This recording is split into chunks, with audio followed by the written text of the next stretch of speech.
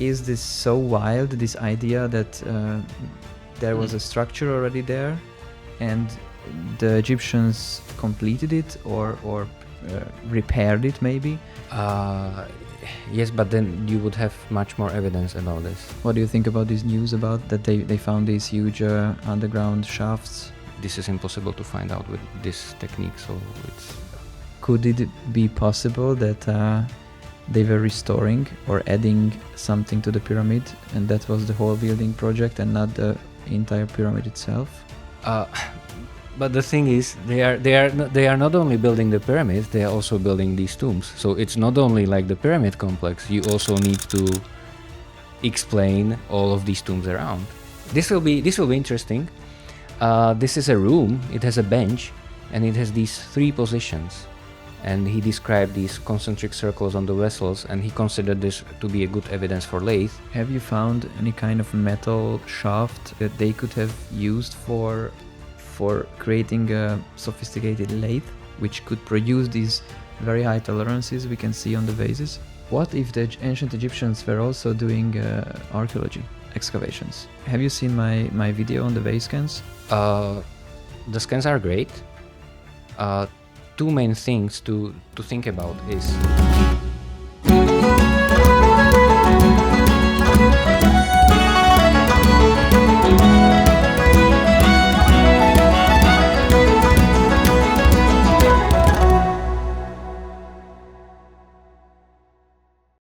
Welcome back to the Ancient Technology Podcast.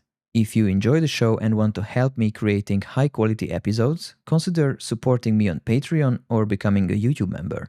You can find those links in the description. Your support gives you early access, a say in the podcast direction, and exclusive perks like post-show bonus content.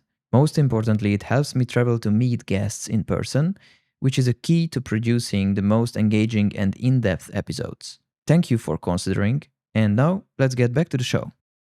Second round. Cheers. Oh yeah, cheers. How do you say it in Slovakian? Na zdravie. Na zdravie, okay. And in Hungarian? Egészségedre. Okay, yeah. I remember this. So, Giza, yeah. We are, together with my colleague Jiří Kmošek, we are members of Mark Lehner's mission of the Ancient Egyptian Research Associates in Giza. This is an American-Egyptian mission, also collaborating with the American Research Center in Egypt.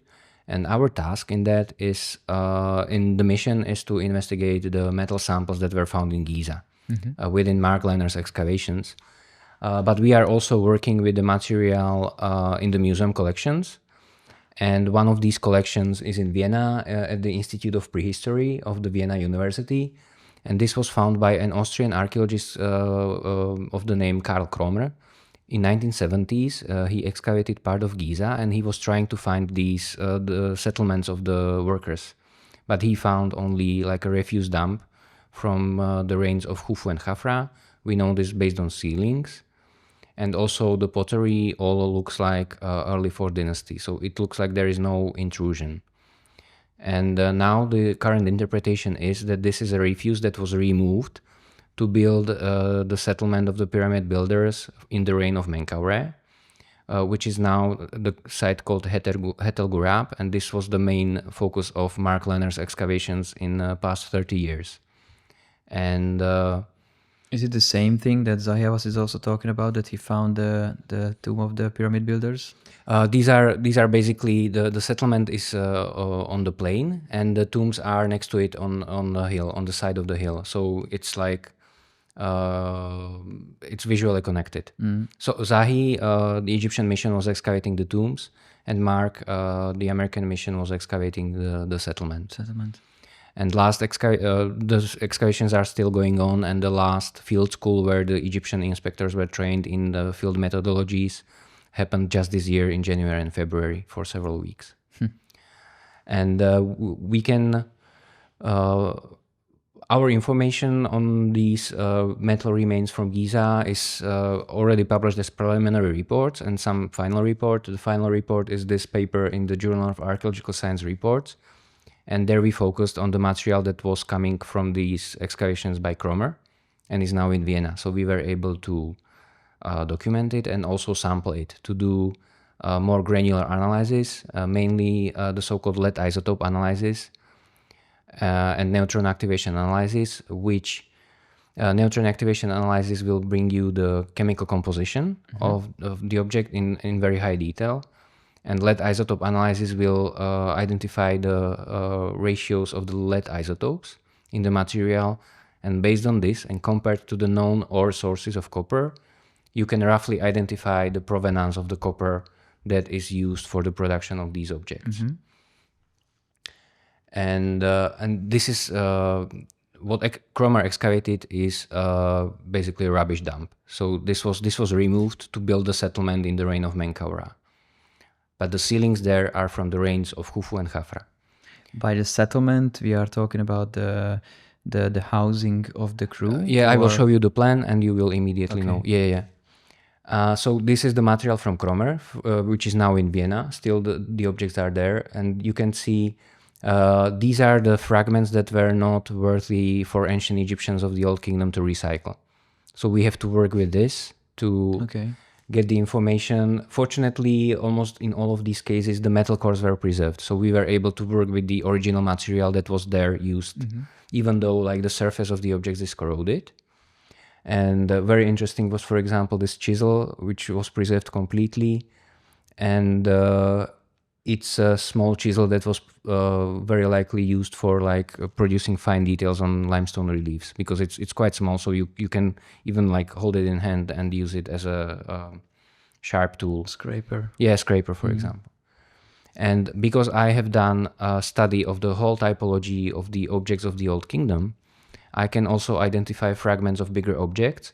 And this was a case here. So I can say that this fragment, based on the shape and the typology, is very likely a part of a big 4th dynasty X-blade. Most of them have this hole. So this is the Old Kingdom type of an X-blade. Without the lugs. Yeah, exactly. And how did they attach it to a handle? You have the haft, and you have like leather which is wound through this opening. Is that the hole? Yeah. That's the hole through the material. Okay. Yeah, I see. Yeah. So and some of these are bigger. Actually, this is this background drawing is an X-blade that was found in Abu Rawash by French archaeologists, and it was some kind of foundation deposit. So it's not certain that this was used as a practical tool. Maybe it was produced for the deposit, but it's a useful background for how to imagine how the big tool would have been looking like. Abu Rawash is a very interesting place. Yeah. Do you think it was a pyramid or? Yeah, unfortunately, it was too close to medieval Cairo. So if Giza pyramids would be closer, maybe we would not have that much architecture that is preserved. Because in Abu Rawash, it looks like almost everything that was above the ground was destroyed and removed. And there is a big and relevant discussion in the Egyptological literature whether this pyramid was finished or not.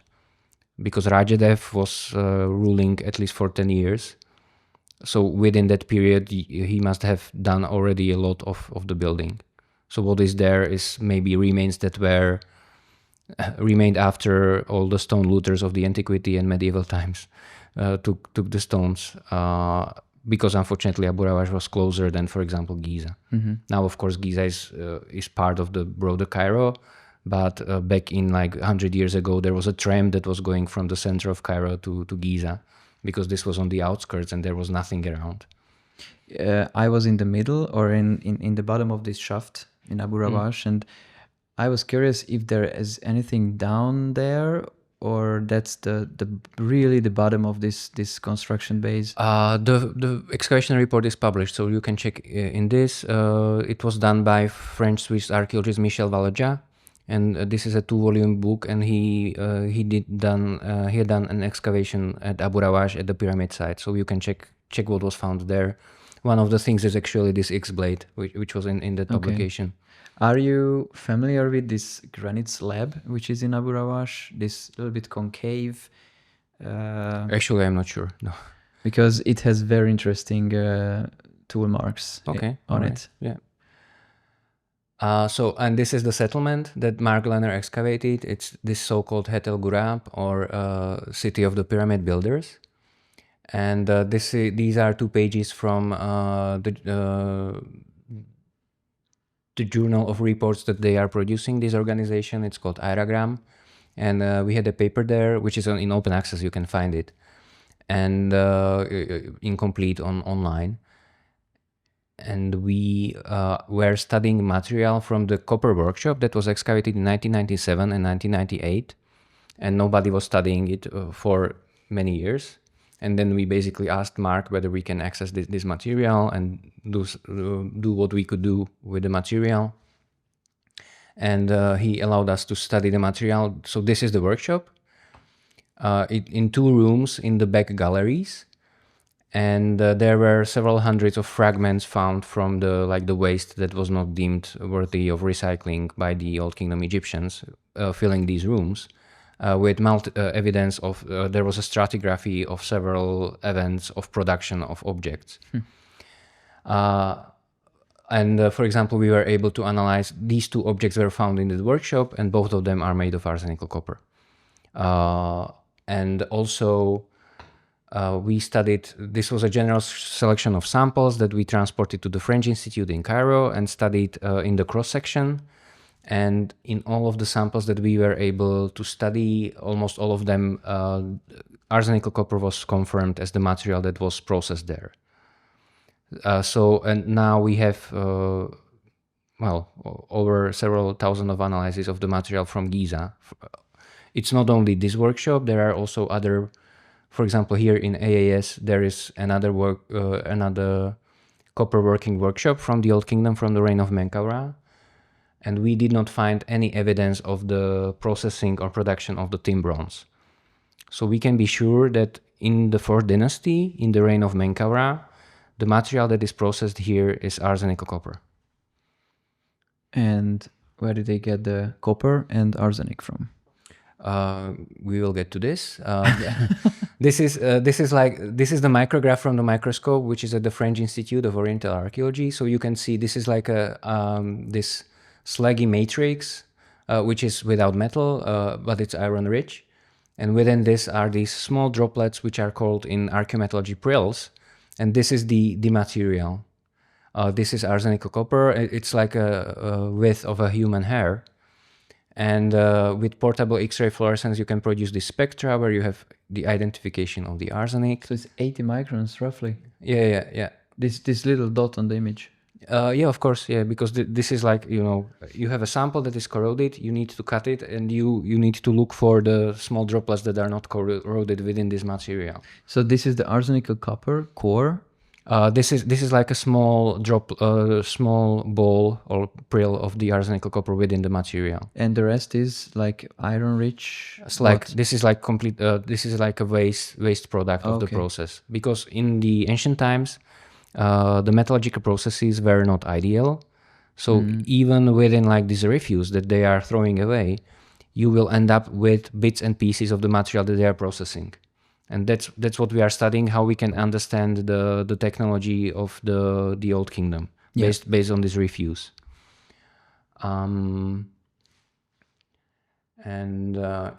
So there are a couple of problems. Even in Egypt, there is lack of mineralogical training for archaeologists. So sometimes there might be some interesting material found from the point of view of mineralogy, but because the archaeologist has no mineralogical training, he will assign it to a different group of material.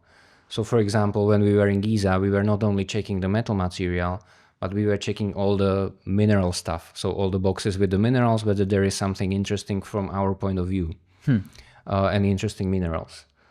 And we can agree on like, we need to produce really good documentation of the ancient materials.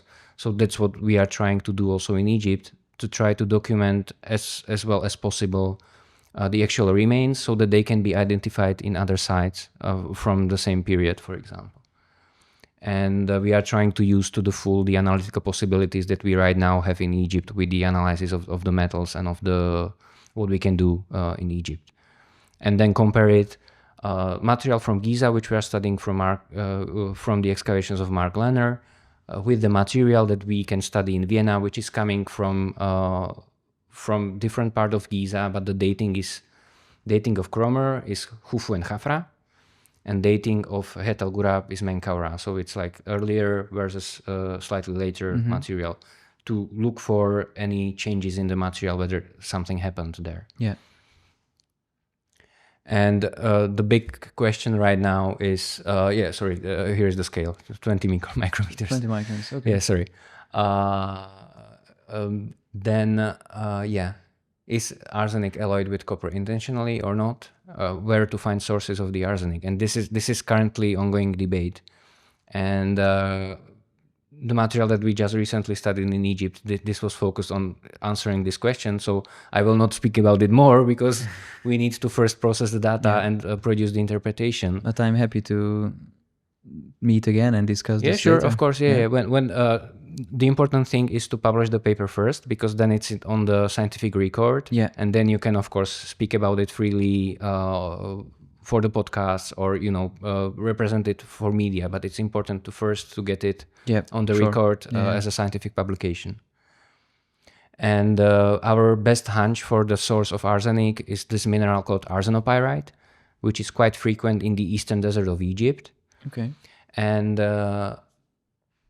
it looks like they might be able to roast this arsenopyrite to produce some kind of intermediary chemical compound, which is called speiss. And you can then, when you are alloying material and producing tools, you are putting copper and you are putting this speiss into one crucible, one metalworking vessel, and there the chemical reaction happens, and copper binds with arsenic and produces this arsenical copper, or arsenical bronze, because this is intentional, so we can call it bronze, because this is, in archaeological terminology, we are trying to distinguish between unintentional arsenical copper, which might have been produced accidentally, and intentional arsenical bronze, which is like this is an alloying process, intentional. These people knew what they were doing.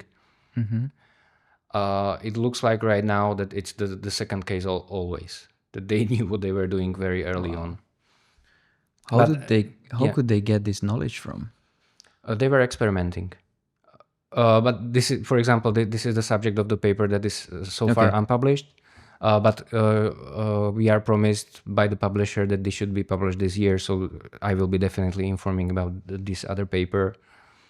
But this is already like the preliminary reports are in. And what the main advantage of arsenic is that it makes the alloy harder. So you can, with hammering, you can make the artifact harder, and you can use it practically as a tool, as a chisel, or as a saw to cut or saw through the material or tube drill the material. The problem is that since we are working within like the pre-industrial society with the pre-industrial technology, you can roughly model the hardness of the material, but each time the hardness depends on the actual process of what is happening inside crucible, what are the trace elements, which, for example, the ancient Egyptians were not aware of, some of them, because they are below 1%, but they are there. By modern analytical techniques, we know they are there. So this can influence the resulting hardness. So the ideal way would be to sample everything and to measure hardness for these ancient objects. But the problem is that you need an invasive sample to measure hardness by the technique of so-called Vickers microhardness. And one of the collections where we were allowed to do this is the collection in Leipzig in Germany. So this is a table from our publication. And this is a table basically putting together the microhardness information on the various objects that we were able to sample and measure the hardness for them. So it's higher than just copper or copper with impurities. Although with hammering, also copper with impurities, if you have enough of these impurities, you can make it harder. I mean, I am trying to just convey how complex this is. That it's not easy, and it was not easy for them, but they had already hundreds of years of experience with metallurgy by the Old Kingdom to know what they were doing with the producing of the alloys on the large scale. Would this, I mean, do you have an estimate? Was the hardest copper tool would have been, or they could achieve with this technology? My question is like, could they work harder stones also directly with these without the need of any quartz sand or something? We can get to this later. Because the thing is, for the whole Bronze Age, the whole toolkit of the ancient craftsmen consists not only of the metal tools, but also of the stone tools. And you have, from a toolbox, you will select the tools that are convenient for the task that you have at hand. And sometimes it's a stone tool, and sometimes there's it's a no metal universal tool. tool. Exactly. That's also in modern research. Like if we are doing analysis, then of course there are other types of analysis done for the metals and other types of analysis done for stones, for hard stones, for example. Yeah. Because of course you can measure hardness of the hard stones, but it's a different methodology than from metals. So yeah, you understand. Technology more complex than expected. We just recently we published a paper where we and I would say this is a paper that is maybe one of the most important in our careers of me and my colleague, because we were allowed to work with the material of the German Institute of Archaeology, its Cairo branch, and they are working on this amazing island in Aswan, Elephantine. That's an interesting place, And Egyptians were very probably using material that is currently called speiss. It's a word from German, and it's an artificial compound of arsenic and iron. And it allows you to intentionally produce arsenical bronze. Of course, everybody knows that arsenic is toxic. If you read any Agatha Christie detective stories and there is some arsenic involved, there is definitely not good. It's not a good thing. And ancients knew that this element is dangerous, or if you have a lot of arsenic, this is dangerous for human health. So this is another big discussion: how they were controlling the arsenic. If we are analyzing thousands of ancient bronze tools, for example, from bronze objects from the early Bronze Age, if they are all made of arsenical copper, how they are controlling the arsenic, so that they are not poisoned that much. But this arsenic is coming from a similar kind of mineral they could mine, or this might be coming from this arsenopyrite, but the thing is, you need to prove this on data that this is the thing. Also the northern side of Egypt, or where this would be located, on which area? This is first cataract. This is Aswan, so it's very it's the far south of ancient Egypt. So they have this speiss also near to the Elephantine Island. It's on the Elephantine Island. Okay. Oh yeah, this is coming from German excavations, and these were like 2 excavation trenches, datable to the Middle Kingdom or Middle Bronze Age. And we presented the discovery for the first time at the conference in New York in 24. And then there were conferences in Falun, in Sweden, in Cairo and Melbourne. And the Cairo conference will have these proceedings, but we will publish a different paper in those proceedings, because we already published a paper on this in the journal Archaeometry, which is published by Wiley, and this is in open access. So this can be, everybody can download the paper and read it. This paper was published last year at the end of June, and we actually also tried to ask university to put up like a press release, because this is really an important discovery from the technology, because also from unpublished data it looks like this speiss is really the like this missing piece of evidence how they were producing this arsenic copper. Yeah, exactly. And the university said, oh, this paper is too technical, so we will not be putting out anything. Okay. So also for the researcher, like if you have a good paper, it's not guaranteed that your institution will support it in like broadcasting it to the wider public. So we were lucky with this paper on drill, because this is like something that is understandable broadly. But I think that this paper is much more important for like the understanding of what was going on with the ancient technology. but we were basically promoting it on our own. So it reached some like specialized archaeological portals. So there was information on this, But could you publish, for example, in Nature or something?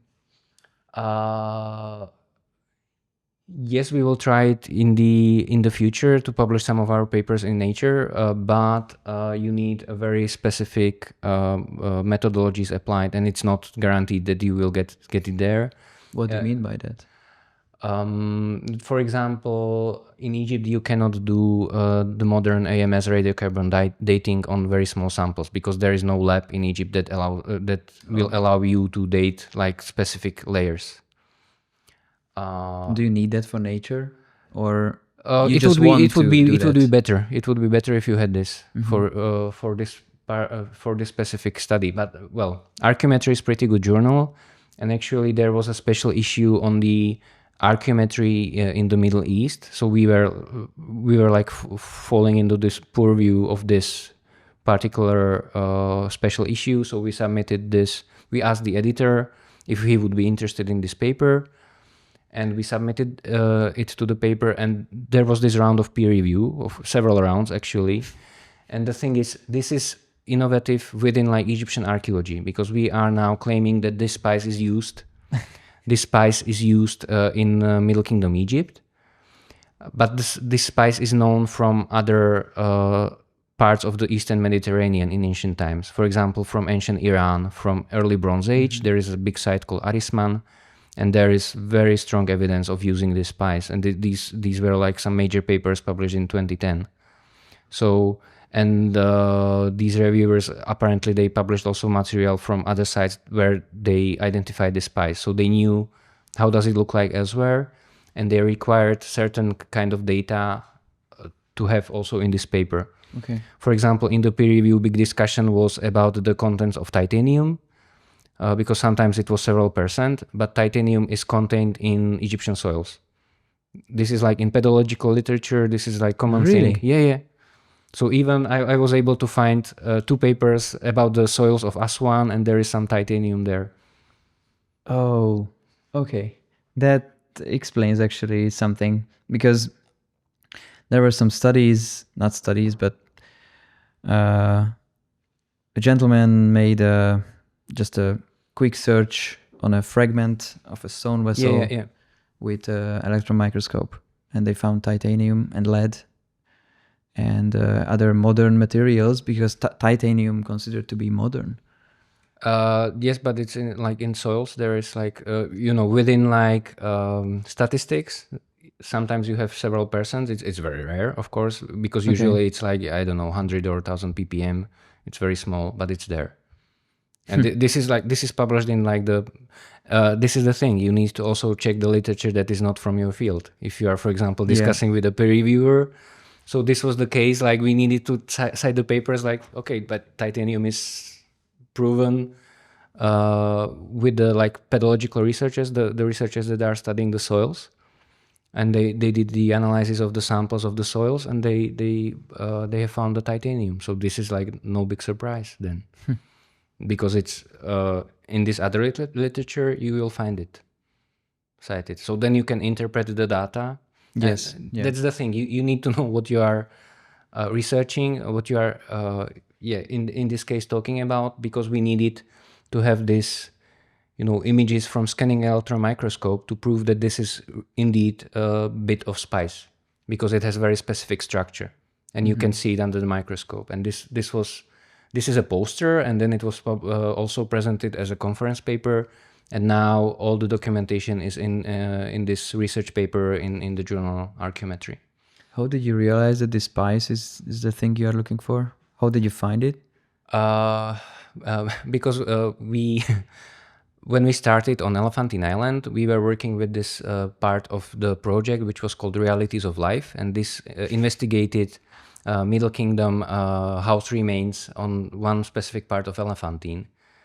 And we were given like a box full of metal samples, and my colleague did about 500 XRF analysis on the fragments. I did the documentation of all those, and from these 500 spectra we selected interesting material, about 50 samples that were then transported to the French Institute in Cairo. Then they were cut in half, investigated under microscope, and this was, actually I remember it. It was, I think, late 23. It was the last day of the deadline of the applying for the Melbourne conference for the International Symposium on Archaeometry. And my colleague was studying the samples and looking at them under the metallographic microscope. And he was like looking at after a while, oh yeah, this is speiss. It's speiss. I'm totally sure this is speiss. And I was like, okay, so then today is the deadline. We will write an abstract and we will log into the International Symposium on Archaeometry in Melbourne to present this. We always have these deadlines, last time submissions, after last time even sometimes. Yeah, but it's important to be in the lab. He was like, yeah, I'm 100% sure this is speiss based on what I have seen in the literature. And between, we submitted this in December, the conference happened in May, and in between we needed to do this scanning electron microscopy to have the data to present at the conferences, which fortunately we were able to do, I think, in February. So it's, you need to plan ahead, and you need to then go to Egypt to do other round of analysis so that you can get the data and then perhaps publish them. Yeah. So this was published 2025, but most of the research was done in 2024 and also presented on the conferences. So speiss is something that will be really in the future. This is like the smoking gun for the ancient advanced technology of metalworking production this is Middle Kingdom, but it looks like this is also from some earlier periods and sites. But again, this is something that we have as data right now, and we need to work towards publication, just as in this case in the Middle Kingdom, so that this is on record within the scientific literature, and then we can promote it. But first we need to make the publication, and also to go through the peer review process, where this paper will be checked by other colleagues. Do you think it will be possible to track this knowledge somehow back to this origin? So how did they start it, and when did they start to use this speiss, and how did they get to the conclusion that it will help them? I would love to have answer for these particular questions. We are working on this, but for the ancient technology, very little is preserved. So what you are working with, this example in the beginning of the drill, it's a giant coincidence that we were able to identify this object in this particular context. It's well datable. The leather is preserved on it. So this is like many things have to work together so that you can then interpret it as the earliest evidence of some kind of technology. Yeah. And so we were also doing some experiments, but mostly about working with limestone. And since it's dangerous to work with arsenic, we were working with low-tin bronze, which is kind of similar to the arsenical copper. Is it still dangerous when it's inside the copper, when it's mixed? Yes, because arsenic is quite volatile element. Of course, well, it's not dangerous that you would die or had like long-term health problems, but you can feel it, you can smell it, because arsenic smells like garlic. Really? So if I have experience from the when studying ancient Egyptian mirrors, and they are the surface level of arsenic is enriched because it's better for the shininess of the material. And this is something that my colleague Elizabeth Thomas, she recently defended her PhD, and she studied ancient Egyptian mirrors, and she was able to show that they were intentionally like enriching arsenic on the surface. So sometimes you can feel the arsenic coming out of the material. And it smells like garlic. Yeah. Wow. it's dangerous if you need risk management and approval from the higher authorities to work with this. So in some countries within EU this is possible. So some researchers, for example, are producing experimentally arsenical copper.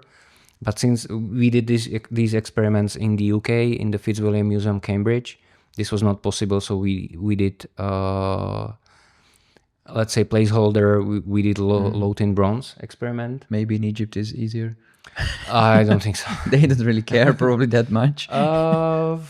We would be surprised. Really? That's also why we need to study the actual ancient tools with good provenance, because there you have preserved like long-term use. For example, on that woodworking axe that is made of arsenical copper or bronze, you can see the roundedness because it was used thousands of times in the ancient times. And you cannot easily replicate this by modern time condition, because you potentially you could produce an arsenical copper X blade and then chop wood for 20 years, but who has time for this? You can do some stress tests on it. Maybe if you use an automated robotic arm. That's what my colleague did, Andrea Dolfini. He did this for the European Bronze Age. So he did like an automatic arm, and this was chopping. A lot of choppings. Exactly. Yeah. So this was done by him for the European ones. But could you estimate from the geometry, if you would have a 3D scan of this, could you estimate the full geometry of the blade?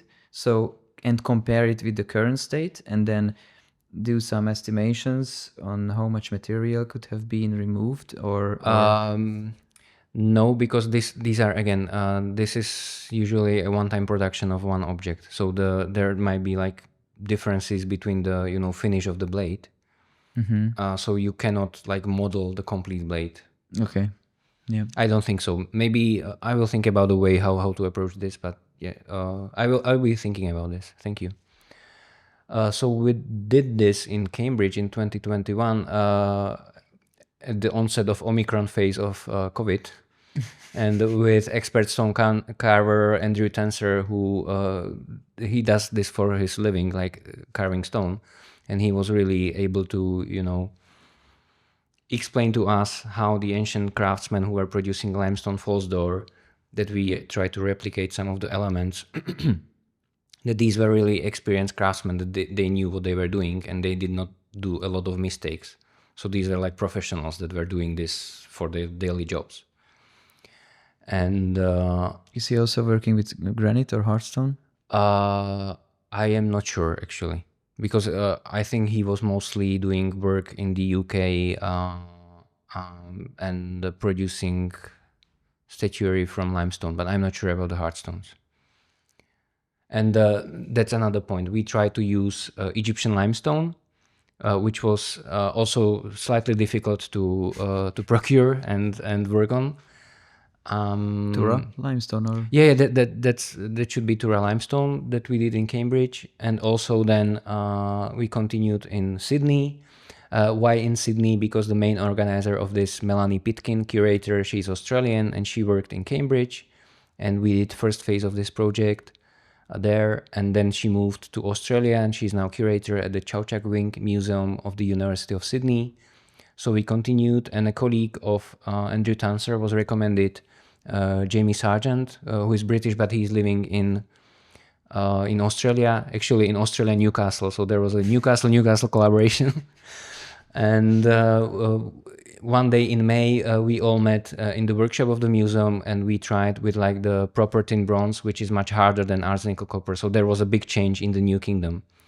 In the New Kingdom, you have tin bronze tools, and they are much harder. So you can hold them sharper for much longer than, for example, arsenical bronze tools, because arsenical bronze you need to resharpen repeatedly. With tin bronze, we worked for a whole day, and it was not like visible at all on the blades. But tin bronze starts to appear in where in the Egyptian timeline?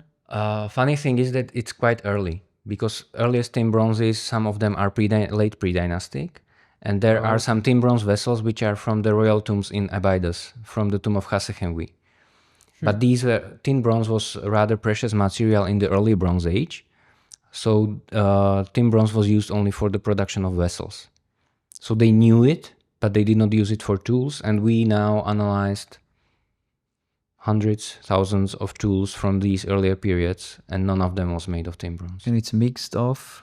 It's a mix of copper and tin.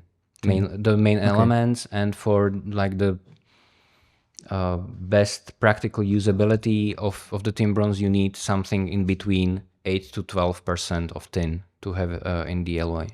So the pre-dynastic Egyptians could have used this already? They knew the material, but they used it only for specific purposes. And it's also harder than the arsenical? Yeah. It has better properties, and tin is not that toxic as arsenic.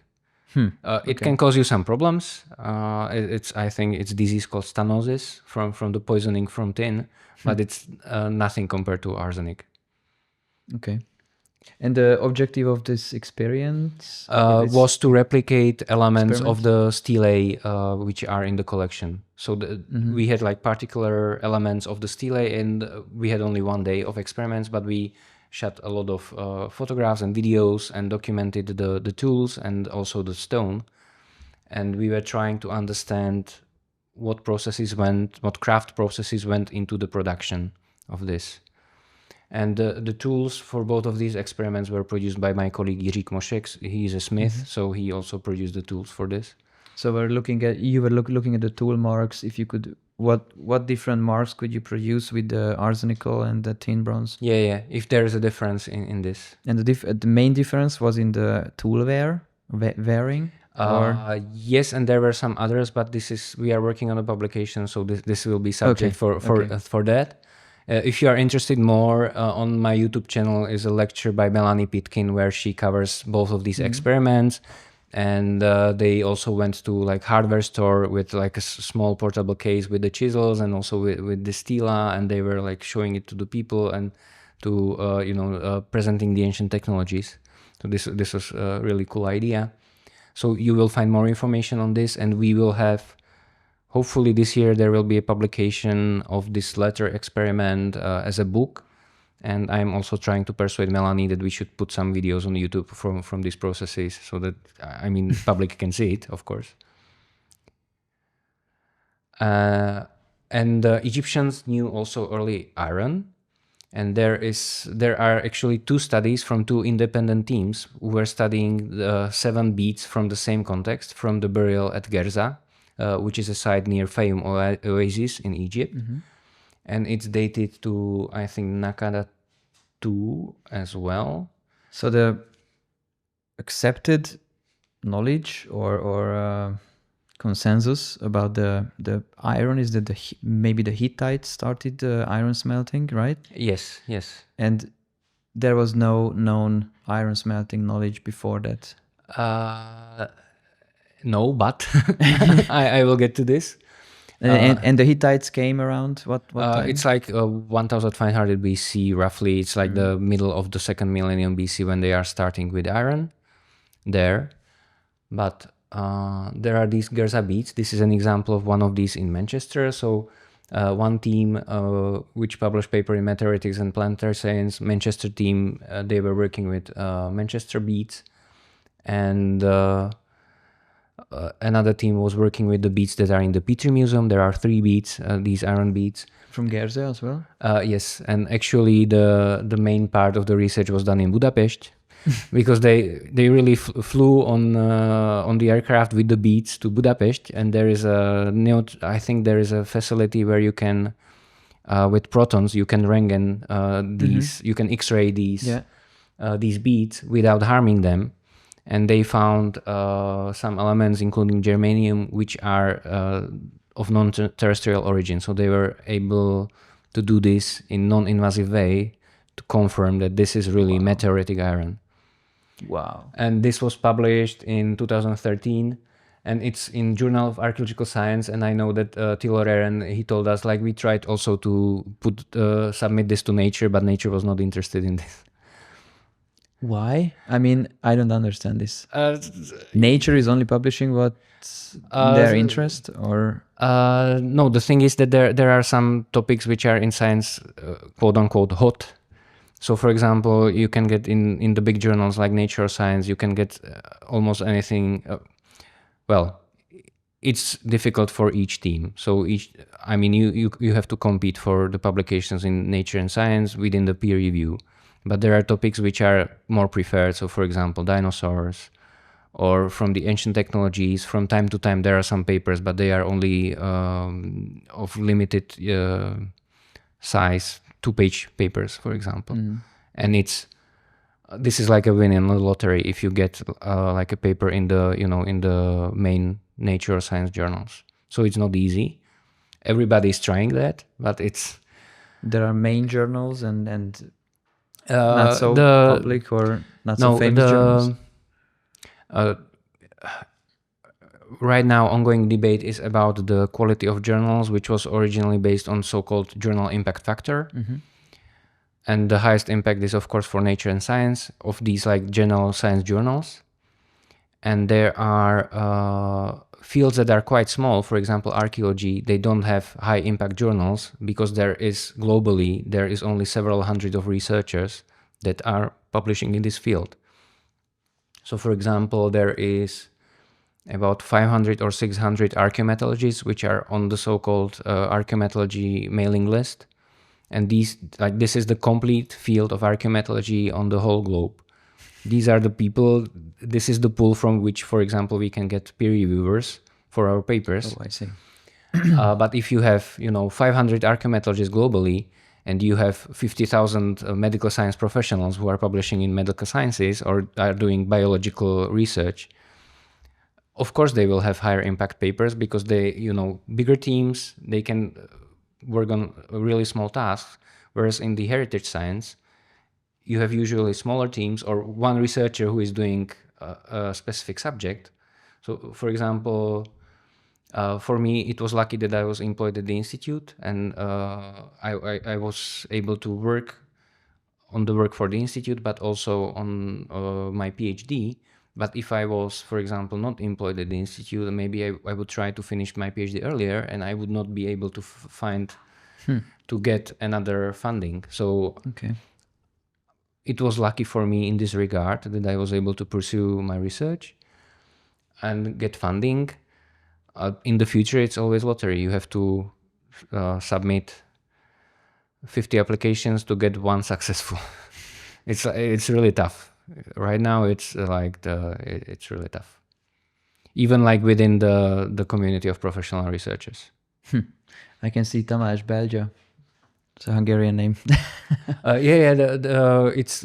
I think on the paper you can see that there is many Hungarian names from that facility in Budapest. Yeah. So this was partially done in Hungary, and from the early iron, of course, the most famous is the dagger from the Tutankhamun's tomb. Is now on display in the Grand Egyptian Museum among the objects that were found with Tutankhamun in his tomb. And there is this book in English, Iron from Tutankhamun's Tomb, because there were about 20 to 30 iron objects found in that burial that were made of meteoritic iron. And this book contains all of the analyses, and it confirms that this is really an iron of meteoritic origin, which is in the tomb of Tutankhamun. Each object was made of meteoritic iron. So within like late Bronze Age, New Kingdom, they are able to work with meteoritic iron. Do we know the process they could have used, or? I think it was the same hammering and annealing, so reheating of the material. Actually, for this Manchester paper, colleague Diane Johnson, she's the main author. She also did some experiments. She had some meteoritic iron and she tried to produce the same shapes as were these beads. So she tried the techniques, how to produce them, and she was able to produce similar beads than that were found in this pre-dynastic context. So no iron tool was made in this time from pure iron ores or something?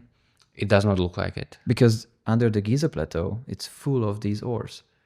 If you go into the Osiris shaft or these tunnels, you can see the iron veins in the bedrock. The thing is that we know about this meteoritic iron in Tutankhamun, but we also know, based on the research of the mining sites in the Eastern Desert, that they are using iron ores to better smelt copper. Really? Yeah, because you can remove the impurities with iron and you can get pure copper. So they are using, there were sites where there was, hematite found, like stash of hematite, which was apparently used in the metallurgical process. And this is one of the things that we are investigating in Giza, is the role of iron within this Old Kingdom metallurgy. Because I mentioned that this iron is in speiss. So it looks like they must have been working somehow with iron ores as well. As you said, they are in Giza and they are all over in Egypt. And it looks like they did not know that you can produce iron from these bits, but they knew that it helps them in the metallurgical process. Would that, for example, this dagger from Tutankhamun, is it more durable than tin bronze, for example? Nobody knows, because nobody will allow sampling of this to measure the hardness for this. But in theory, or the beads, for example. Well, the beads are corroded, so you cannot measure their original hardness. And that's also why they were flown to Budapest, because there is this special proton generating machine that can, X-ray it. Was it the particle accelerator or? I think the shortcut is PGAA, but I don't remember exactly what is the. I will try to look it up. It will be at least for the description of the video. But that's why these beads were flown there, studied at this facility, because they could be studied non-invasively and get the chemical composition for these. And why this was not corroded, but the beads were? This is already cleaned, because when it was found, it was there were some corrosion products. Okay. You need to check the original documentation by Carter, how the dagger looked like when they found it. I think it was different. So this is already like cleaned by Alfred Lucas, who was responsible. This was a chemist, and he was responsible for saving all the finds from Tutankhamun. If there was no Alfred Lucas, we would not have these finds, amazing finds, now in the Grand Egyptian Museum. And for early iron, of course, there is this famous iron plate from Giza, which is now in the British Museum. They found it in the Great Pyramid, right? Yeah. Embedded in the mortar or between blocks? There is a discussion about this. So and there was a paper by Geyer and Jones in 1989 in this journal of Historical Metallurgical Society. And then there was another paper by another scholars from the British Museum, by other two scholars from the British Museum, Paul Craddock and Janet Lang. And basically, I can only read from their conclusion. So they interpreted it as the iron ore was smelted to cast iron in blast furnace using charcoal as the fuel. They studied the microstructure of this. And their conclusion was that since the blast furnace process does not seem to have reached the Middle East until the post-medieval period, and this strongly suggests that the plate of iron from the Great Pyramid is of no great antiquity. So they think this is like a medieval or early modern age production, based on their analysis on what they understand about iron metallurgy. And this was conclusion in this paper. Again, you can Google it up online in open access. So based on the composition of the material, they suspect and that how it is. Yeah, they suspect it's like it's modern smelting. It's modern smelting. Okay. And but if it was embedded in the, yes, but this is the thing is, this is reported by Howard Weiss, who was not professional archaeologist, who was doing work in early 1800s. So I can give you what they published. I will not study this particular object because it's in the British Museum. So the colleagues in the British Museum, they have great labs, so they can do more work on this and maybe arrive to different conclusions. And actually, that was the paper by this paper by Craddock and Lang. This is already a reaction on another paper who was claiming that this is some kind of early production of iron, and they try to assess the claims. And their conclusion is that this is rather modern, even though the context look all right. Okay, that's interesting. We could find a lot of these let's say, out of place artifacts in Egypt. For example, this one. I don't know if you are familiar with Dominic Görlitz, Dr. Dominic Görlitz. I know the name. Was this the guy who sampled the graffiti? Yeah. Well, the thing is, there's plenty of graffiti in relieving chambers, so plenty of name of Khufu. I mean, their original plan was to sample the ceiling, and they got Yeah. permission for that. Okay. They just sampled this in their spare time, the relieving chamber, I mean. But the original plan was to take samples of the ceiling of the king's chamber. Okay. Because they found these colorization, these black patches, and they analyzed those samples, and the result was magnetite. So those granite slabs contained magnetite underneath their, I don't know, edges basically. Okay. And their theory is that they use some kind of metal tool to elevate those blocks.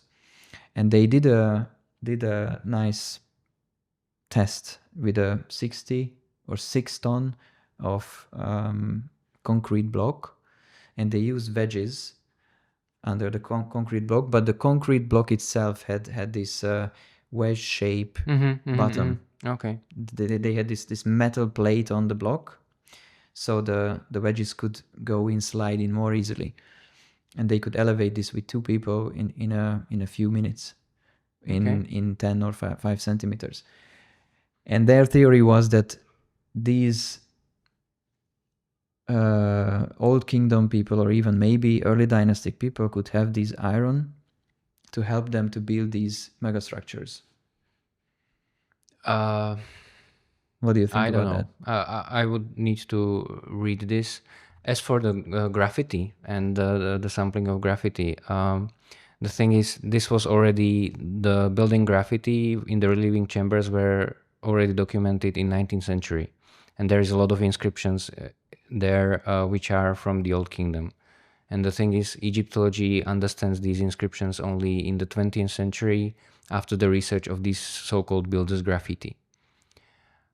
Which are, for the ancient builders, this is like their marking system how to really build the structures. And they are preserved in Giza, they are preserved in Abu Sir, in Saqqara. If you are lucky, there is more of them, but of course they are produced with an ink, red and black one. And if they are preserved, they give you information about the building of the structures. And this is the same system that is on the evidence within Giza, within the Khufu pyramid complex. And the same system is used also in other structures. So it looks like this is genuine and this is part of the building process, and it's nothing fishy about finding graffiti of Khufu within the structure, because this was how they were marking their work. This was how they were keeping the level. I'm sure you heard about this theory, but what do you think? Could it be possible that Howard Weiss falsified it to get more funding for his researches? Not this. I don't. Why? The thing is, he documented it, but we now understand it better, the stuff. So he could not produce it because he was not, his understanding of the Old Kingdom epigraphy was not on that level that he could produce these inscriptions in that time. Could he found another inscription in the Giza plateau that he could copy or something? Yes, but then you would do like, one inscription and not like the whole walls that are, and there are like, maybe the best book for this, it's a book by Michael Hase on the building of the Great Pyramid. And Michael Hase, with his background, he was, I think, mathematician and physicist, but he became interested in like ancient Egyptian architecture, and he founded a journal called Sokar. And he also published a number of publications. One of the books is about the Great Pyramid. And there he has like a very nice documentation of these builders' graffiti in the relieving chambers. And you can see how, these inscriptions also run behind walls. So this is part of this system of the ancient building techniques. But only one is mentioned in Khufu. No? Sorry? But only one of these graffitis are mentioned in Khufu. From the documentation that I saw, I was not in person in the relieving chamber, so I can only work with the documentation. From what he presented in the book, there is much more of these builders' graffiti of the Khufu's name. I can look up the image, but I'm not sure if this will be, in public domain. So if we can share it or not. But this is definitely published in his book on Khufu pyramid. Can we just talk a little bit about this pyramid theory? Which one? I mean the Great Pyramid, because I think it's a fascinating topic, and there are a lot of unanswered questions regarding this. Because as far as I know, the Khufu graffiti probably is the only evidence that is attaching the pyramid to Khufu directly. That there is not more real physical evidence regarding that. Well, the physical evidence are all the tombs around the pyramids that are claiming to be officials of the Khufu, and even his family members like Anhaf or Hemyunu, who were his sons, who were leading the project. Could it be possible that they were restoring or adding something to the pyramid, and that was the whole building project and not the entire pyramid itself? But the thing is, they are not only building the pyramids; they are also building these tombs. So it's not only like the pyramid complex. You also need to explain all of these tombs around. So this is not only like the pyramid building, but all of these people are also building their own tombs at the same time. So it's easier to move more material than less material within this period of time, and my understanding of this and of the architecture, if you look on Giza and if you look on Djoser, which are earlier buildings, you can see how they are slowly learning the process, how to build the structures. And the Great Pyramid is like the pinnacle of this, because this is the biggest pyramid. And then even Khafre or Rajadev, they are scaling down because there is less complex structure of the inner chambers, because they realized, okay, this is like too complicated to build. So we are backing down. We are like doing some easier stuff, because Khufu overblow it and it was really difficult to complete. So we are now, backing down, and Khafre has like these chambers, or in case of Rajadev, you have this big hole that is excavated in Abu Rawash, so that you can have this like underground structure. So you are not building in the core of the pyramid. This is something that only Snofru tried, and then Khufu. So it's like, you can pinpoint it in time, that if you are trying to understand the development and evolution of Egyptian architecture, the pyramid of Khufu fits in.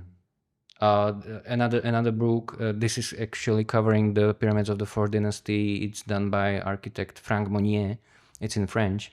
And this is like the development of the pyramids of the Fourth Dynasty. And again, he, as an architect, he tried to explain this development of the architecture within the Fourth Dynasty.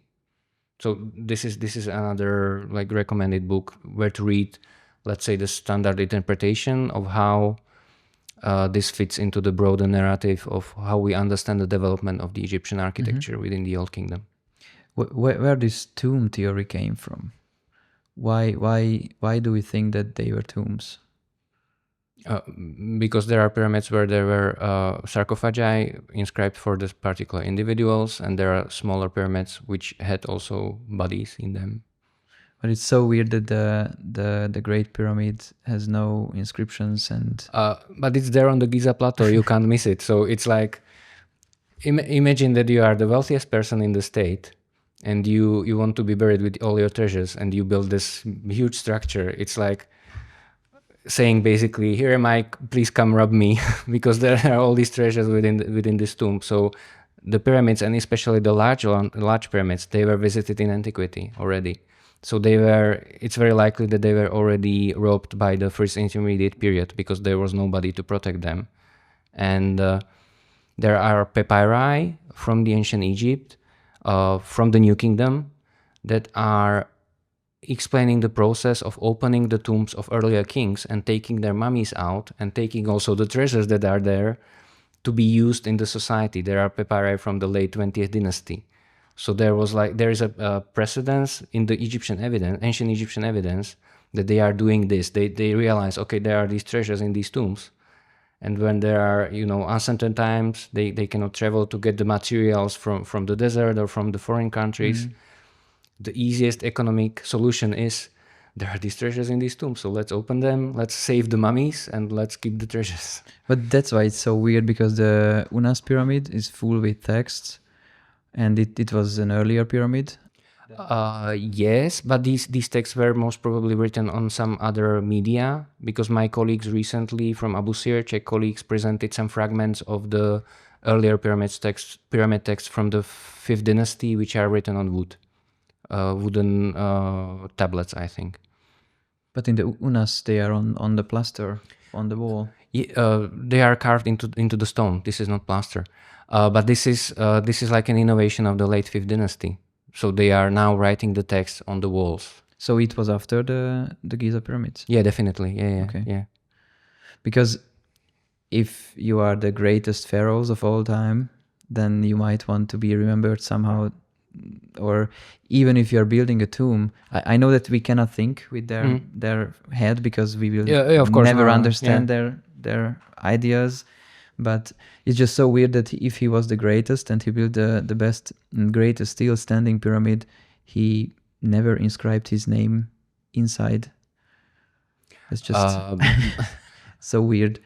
But also the temple is not preserved completely. You have only this basalt pavement, but the blocks that were there from the decoration, they were actually moved to Lisht, to the early Middle Kingdom pyramids. And there are blocks with the names of Khufu that are supposed to come from Giza. Okay. And they were published by Hans Gedicke, and he was working with the American mission at Lisht. And there are blocks of decoration with the name of Khufu. And the style of the reliefs looks like something that would be in the mortuary temple. So there are these blocks in Lisht. Of course, they were moved to Lisht in ancient times, in the early Middle Kingdom, maybe in the first intermediate period. But they are with the name of Khufu. Mm-hmm. And we cannot be 100% sure that these are coming from the mortuary temple, but based on comparisons with other preserved architecture, it looks like this is the decoration from there. Do you think there is a acceptable or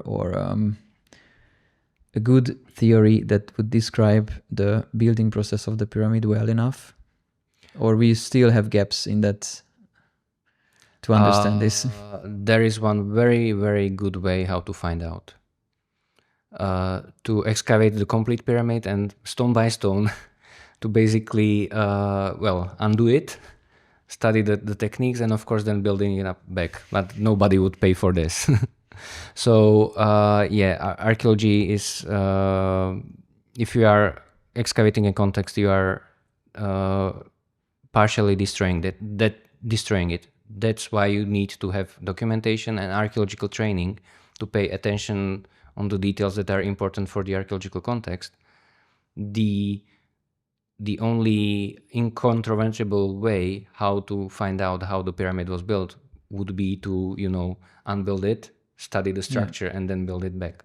Because this would be like the ultimate proof, because you would document the layer by layer of the complete structure.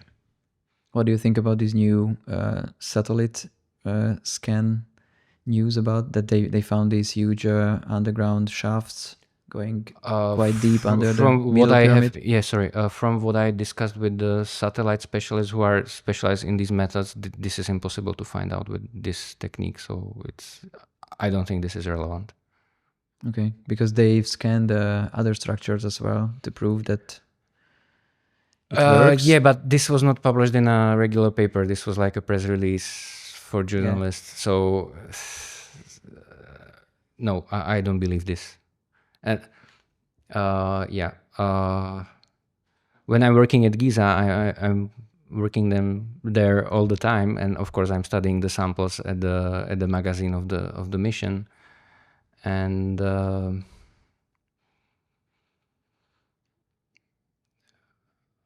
if, for example, ancient authors like Herodotus, they did not doubt that the ancient Egyptians built the pyramids, because they knew what was the technology in ancient times, and they were like, they were not like subscribing this to aliens or I don't know some megalithic people or giants. They were saying, okay, Egyptians built this, and Herodotus tried to find out. He was asking Egyptians like what was the process, and they tried to somehow.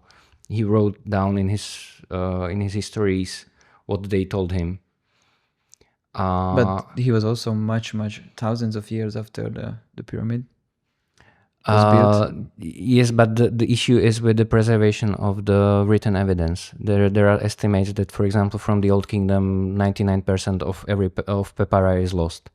So the big coincidence was this discovery of Wadi al-Jarf papyri on the Red Sea, which are from this team of guys who were participating also on the, I think, bringing casing stones from Tura to Giza. But they were also doing other tasks. They were doing some work in the delta, excavating some dikes, so some earthen works.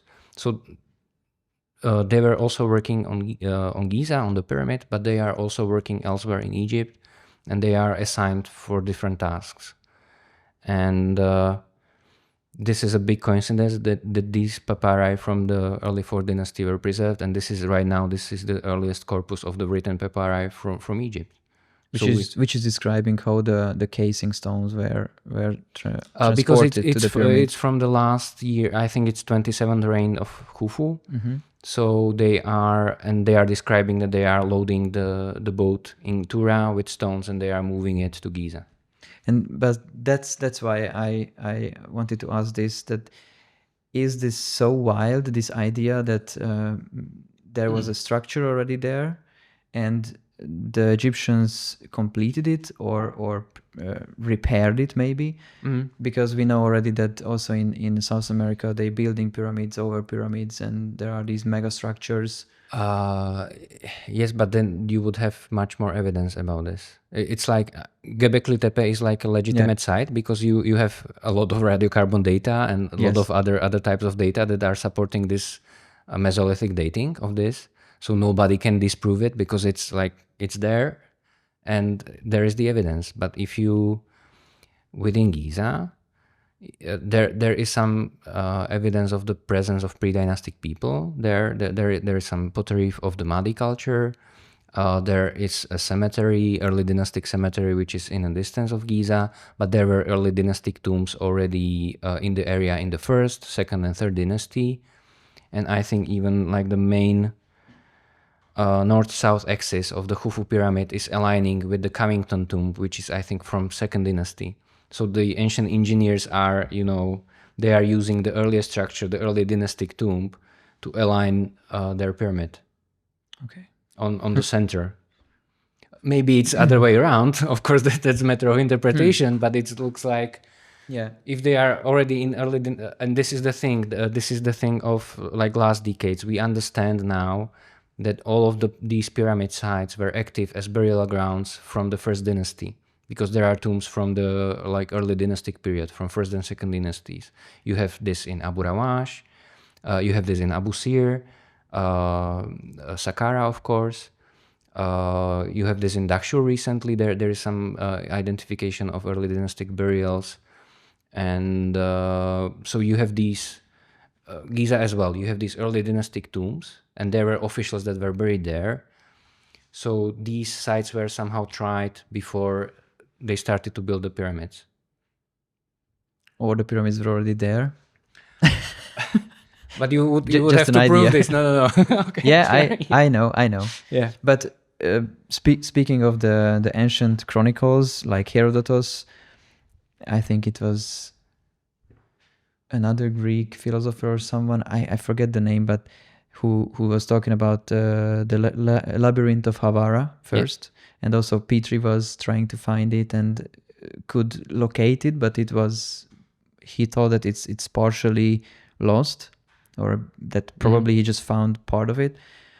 And there's this new research going on. I mean, at some point in the early 2000s, I'm not sure, it was suppressed a little bit, that research. Okay.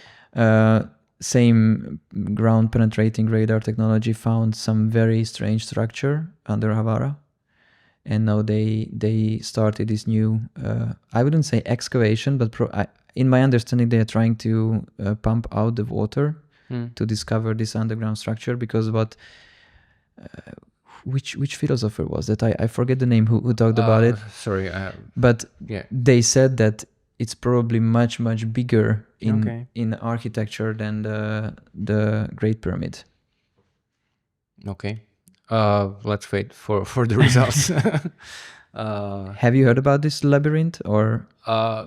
I have heard about it, and the interpretation is that this is like the part of the pyramid building of the Middle Kingdom king. So this is like the mortuary temple in front of the pyramid, because in the Middle Kingdom, of course, they are saving time and resources because they are building pyramids mainly from mud brick, so they can have more resources to produce mortuary temples that are bigger or more interesting, maybe.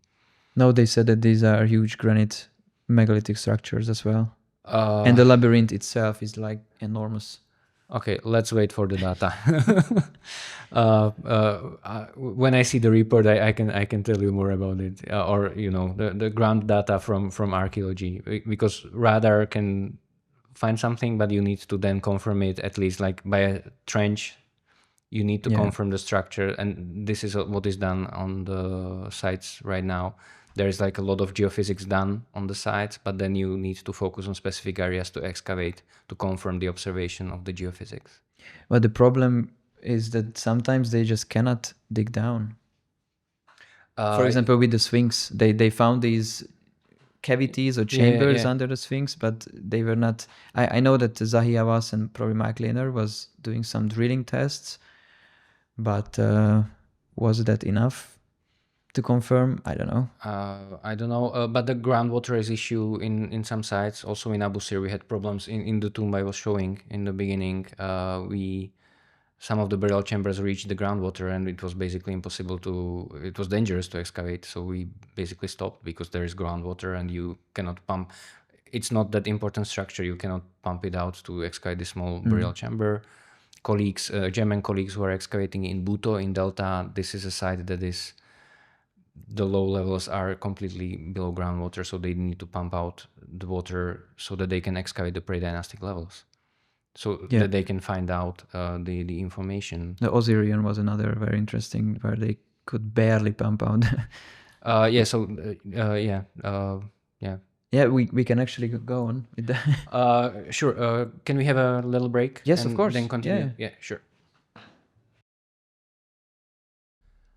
Since we are covering metals, I tried to also put up some information on gold, because there is some recent quite exciting research about ancient Egyptian gold.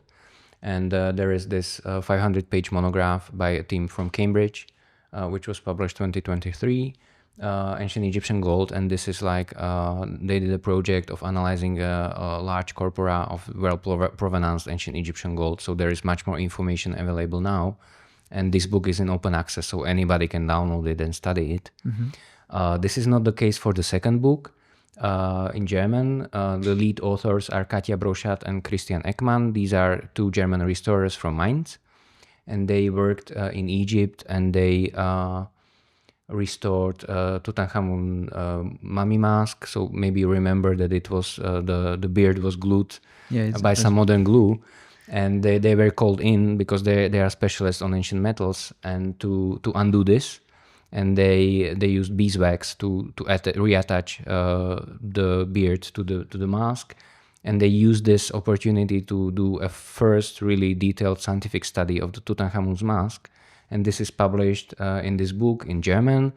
I think they are preparing an English edition, so there will be an English book as well. How old is this? I think it's 2022 or 2023 when this was published. Okay. And this is a relatively recent book, and this is really the first detailed scientific study of Tutankhamun's mummy mask, how this was produced, and from what types of gold, because these are like different types of gold. It's not a single mold, single object cast in one go. It's quite complex object. So if you want to find out more information, you should read German and you should check out this book. But as far as I know, there will be an English version prepared in the future. And just as an example, from the Old Kingdom, they were even making like razors made of gold, and these belong to the Queen Hetepheres, which is supposed to be a wife of King Khufu, and she was buried in Giza. This burial chamber was found by George Andrew Reisner by American Mission and excavated in 1920s. And unfortunately, her body was not found in the sarcophagus. This is one of the big mysteries of the Old Kingdom archaeology, why this happened, why the body is missing. And You mean Hetepheres or? yes, Hetepheres was not there in the sarcophagus. During the official opening, of course, the Egyptian authorities were called in, the politicians, and Reisner, of course, had the sarcophagus opened, and sarcophagus was empty. But there was all this burial equipment inscribed with the name of Hetepheres and also name of, I think there are a couple of mentions of Khufu on this burial equipment. This is now in the Grand Egyptian Museum, and this is also the photograph that was done by me in the museum. And what is interesting to remark, we have here in the burial equipment of Hetepheres, she had not only golden objects, but also objects very likely made of arsenical copper. We need to still analyze those to know this more precisely. But still, in the 4th dynasty in the Old Kingdom, she has also stone blades made of flint within the burial equipment. So stone tools look like a part of the regular life of the Bronze Age Egyptians, even in the Old Kingdom, but also down to the New Kingdom. We know that based on archaeology. Just to mention one more gold object, which this is absolutely fascinating, and it's an object that is not that well known, and I don't know why, because it's marvelous. This is a golden belt of Prince Ptahshepses, which was found at the excavations of the causeway of the Pyramid of Venice in Saqqara by Guy Brunton. We mentioned him already. And this is basically the belt buckle has the name of the Prince Ptahshepses and his image, and this is made out of gold and I think mineral beads of different provenance. And this is just a marvelous object that you can see in the National Museum of Egyptian Civilization, which is one of the recently opened major museums in Cairo, which I would highly recommend visiting. Yeah, me too. You can find all the remaining New Kingdom mummies in there. It's crazy. Yes, it's great, and there are some of these artifacts like this golden belt. They are in that museum, and you cannot see it anywhere else. And it's a beautiful example of the Old Kingdom craft working with gold. But let's move to the subject of stone. I'm not the let's say main specialist, so it would be definitely better to talk to, for example, James Harrell, who is a professor emeritus at the University of Toledo in the United States, and he during his lifetime he studied ancient Egyptian stones, and he visited many quarries, and he studied quarrying techniques, and he published, it's 2024. This book has more than 1,000 pages, and it covers all known stones of ancient Egypt, but also all known metals. And this is basically his conclusion of lifetime interest in ancient Egyptian stones and metals. He also covered extracting techniques for stones. So there is a separate chapter just for extracting techniques. So there is quite a lot of information in this book. Unfortunately, this book is not in open access, but you can purchase it, or you can register in your local university library. And usually university libraries, even though they don't have the actual physical book, they have access to online collections through the library system. So you can get to those books, to many of them. So even though, if you don't want to spend fortune on books, you can register in library and get access to these sources. Is it talking about the hard stone object processings or only the quarrying? Everything. There is everything, of course, in varying detail. He was mostly focusing on quarries, but I think he also studied some object production, some parts of the object production. But there are other researchers who were also focusing on this, and we can get to them later. But this is something of a, let's say, fundament right now for the studying of Egyptian stones. And I think this book will be used for several decades from now, because this was just recently freshly published, and Jim really puts together a lot of evidence that he studied over his life. Basically, he traveled all around Egypt and has seen and documented many things. Okay, that's interesting. I will keep it in mind. And well, the elephant in the room is the myth of so-called primitive technology, how primitive this technology was.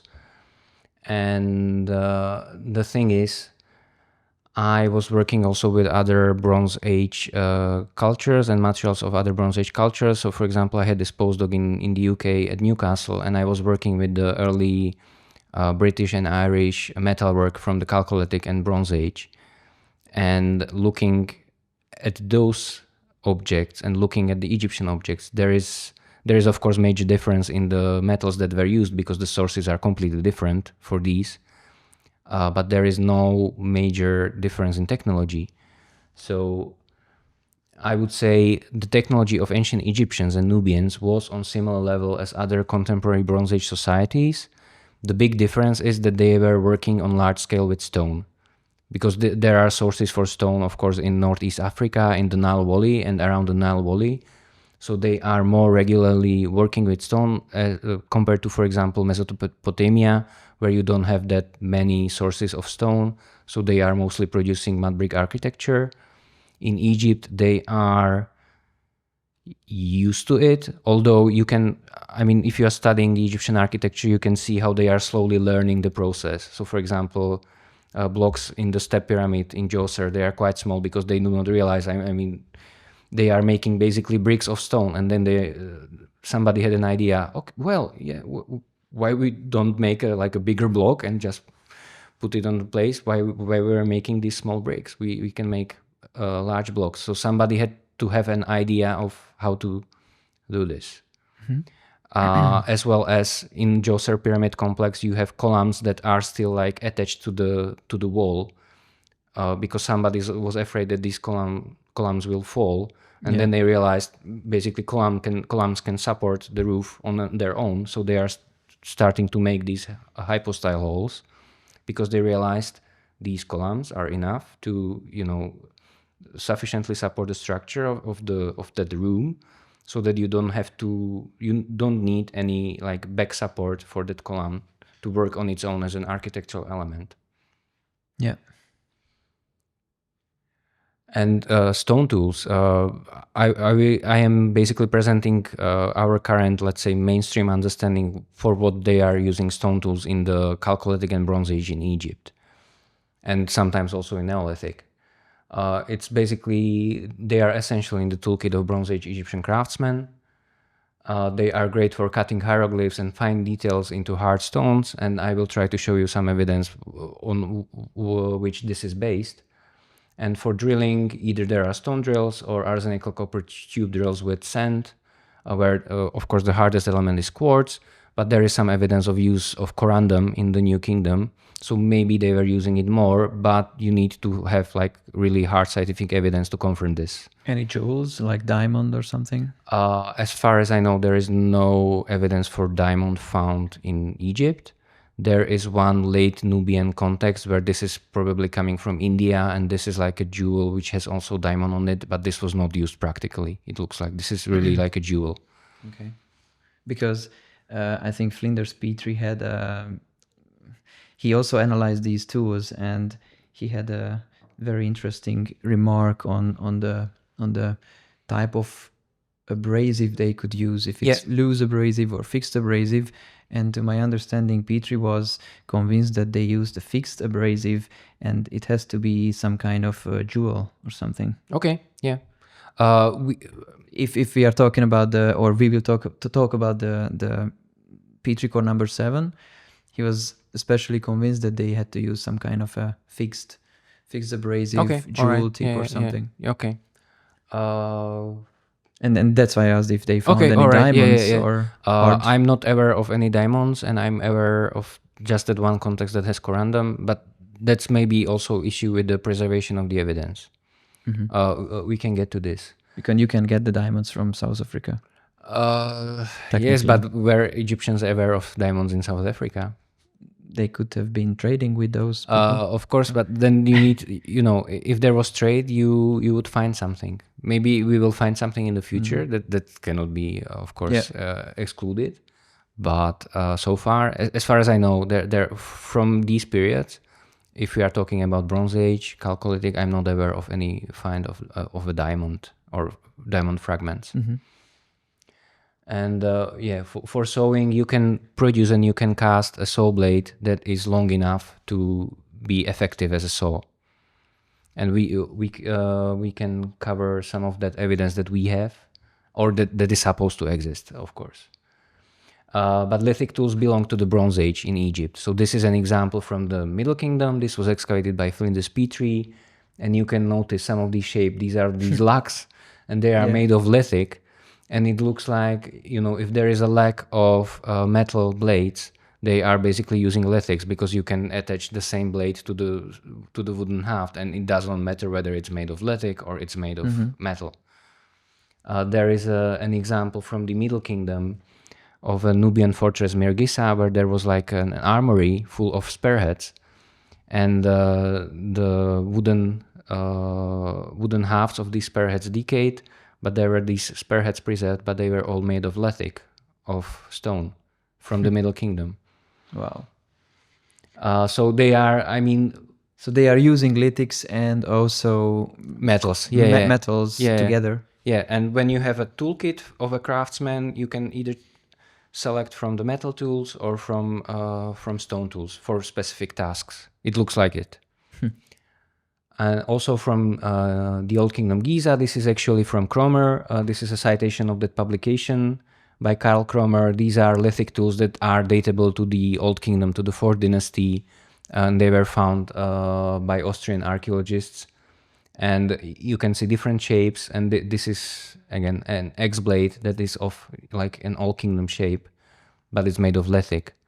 So it looks like they are sometimes they are using lithic tools, sometimes they are using metal tools, and there is no evidence of large-scale mining of the Old Kingdom Egyptians in Eastern Desert, also for flint, not only for copper or for other materials, but also for flint. Site of, I think, Wadi Galala, or that's the name. And Dennis Stokes, in his books, this is actually second edition of his book on experiments in Egyptian archaeology.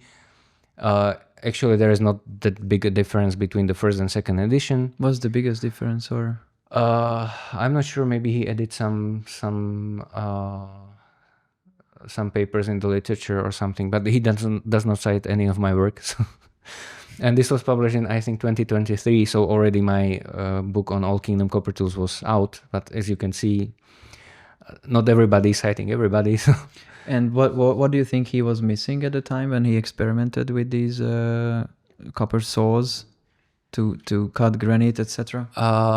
He was not aware of arsenical copper that much. That he needs to use not copper, but something that is harder than the copper, because he was using for his experiments, I think, regular copper and thin bronze, but nothing in between.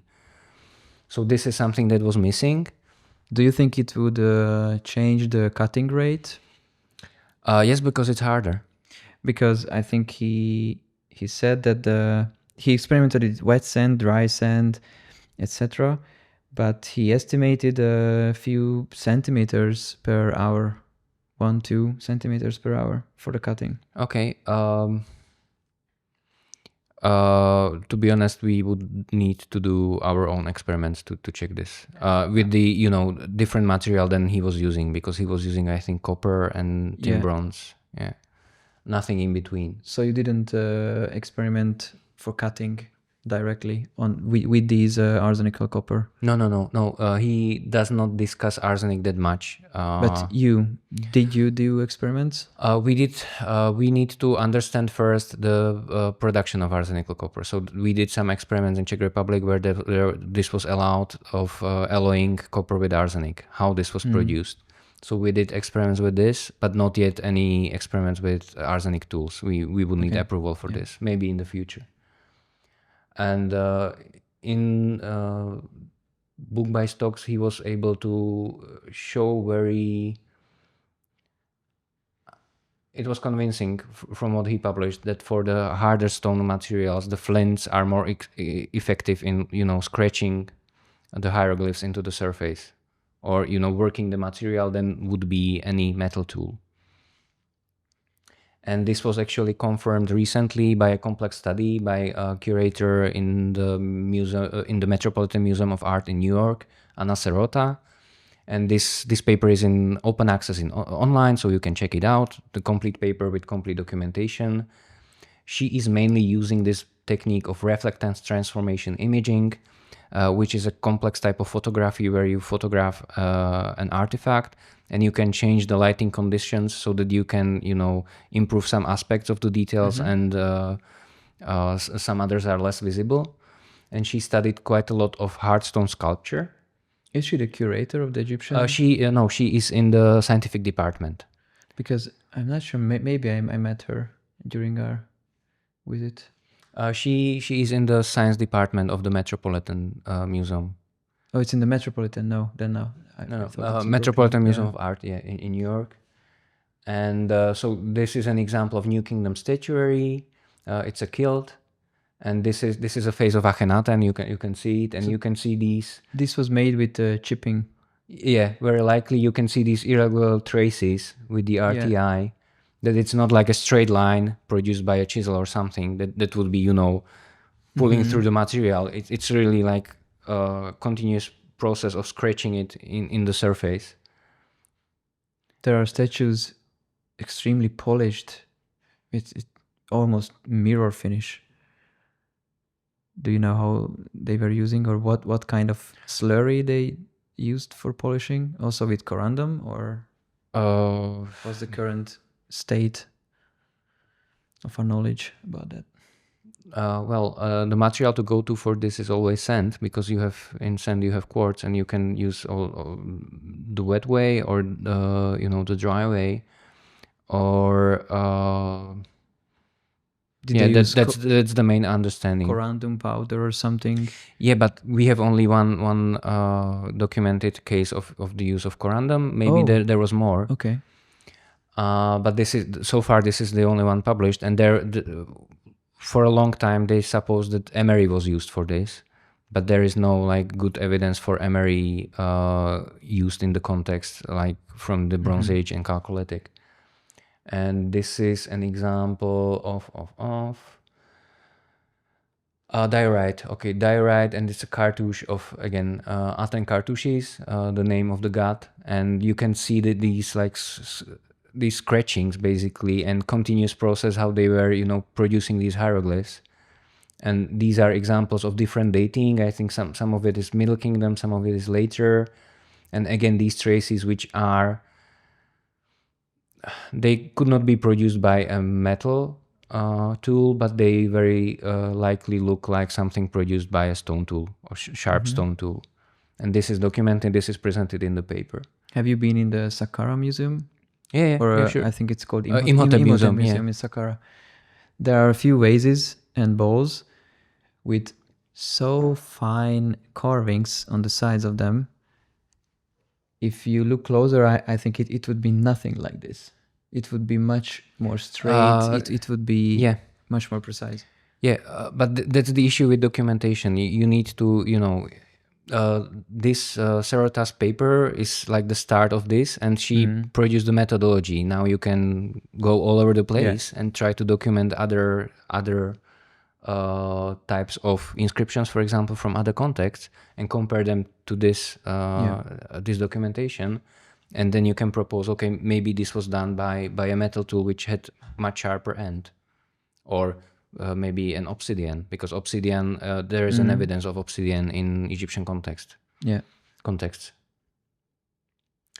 As for the Petrie core, this was actually first time it was published in this 10 years digging in Egypt. We quoted from that book, and I'm not sure about the archaeological context, because Petrie was of course gathering these pieces of evidence of ancient technology, but I'm not sure whether in this book is described where he got this core, it's from Giza. Did you check perhaps? In the Petrie, Yeah. they say it's from Giza. Okay, but the problem is that even if it's from Giza, it does not guarantee that this is datable to the Old Kingdom. Yeah. Because there is, in Giza, of course, there was a huge activity, not so much in the Middle Kingdom, but in the New Kingdom, there was this Thutmose IV. He had to re-excavate the Sphinx from sand, and he built, there is a stela in front of Sphinx, and there is much more New Kingdom activity of New Kingdom kings. So it's not guaranteed that this drill core is from the Old Kingdom, although we have, of course, these like unfinished vases. It looks like this is very similar. So in order to understand the technology, you need also to study these like unfinished objects. This is something that Petrie was first to realize, and Petrie was first collecting. But I just wanted to remark about the Petrie core. It's not 100% given that this is Old Kingdom dating. Kingdom. Yeah. Yeah, I think the most important aspects of this is the feed rate. If it's a spiral, and a lot of people suspected that this is a spiral, also Petrie suspected that this is a spiral. I can read a quote from Petrie's book, actually. Please go ahead. Yeah. On the granite core, broken from the drill hole, number 7, maybe he found also the hole. Yeah. I don't know. Other features appear, which also can only be explained by the use of fixed jewel points. Firstly, the grooves which run around it from a regular spiral with no more interruption or waviness than is necessary produced by the variations in the component crystals. This spiral is truly symmetrical with the axis of the core. In one part, a groove can be traced with scarcely an interruption for a length of 4 turns. Secondly, the grooves are as deep in the quartz as in the adjacent feldspar, and even rather deeper. If these were in any way produced by loose powder, they would be shallower and in the harder substance like quartz, whereas a fixed jewel point would be compelled to plough to the same depths in all the components, and further inasmuch as the quartz sends out slightly beyond the feldspar. So it's just so weird that even Petrie said that this is likely a spiral, traceable spiral, and they likely have used some kind of fixed jewel tipped tool for this, but this is not really acknowledged, or this is not really we didn't find this, if I'm correct. We didn't find any fixed abrasive tools where they embedded jewel points or no, because when you are drilling this, you are losing the tool, of course. Even if you have like some fixed abrasive, you are still wasting the tool somehow. So any evidence of tools where they embedded stones or these kind of fixed abrasive points? I would need to check, but I'm not aware of any. No. Because not Mark Lehner, but Dennis Stokes was using the loose abrasive, the quartz sand. And also Chris Dunn was reproducing, and a lot of other people actually did reproducing this core. And for example, on this image, this was took by Chris Dunn in the Petrie. So here we can see the Petrie core, the distinct. Have you handled it? No, because when I'm there, I'm focusing on the metal objects. We can find a lot about the metal objects, so I'm not studying right now the tool traces. So the grooves are so distinct and separated, but here in the reproduction, the grooves are glazed over if you are using a tube and sand. And also other YouTube channels made replicas of this, and you can find or you can see the grooves. But as I discussed this with Chris King, you have probably seen those videos.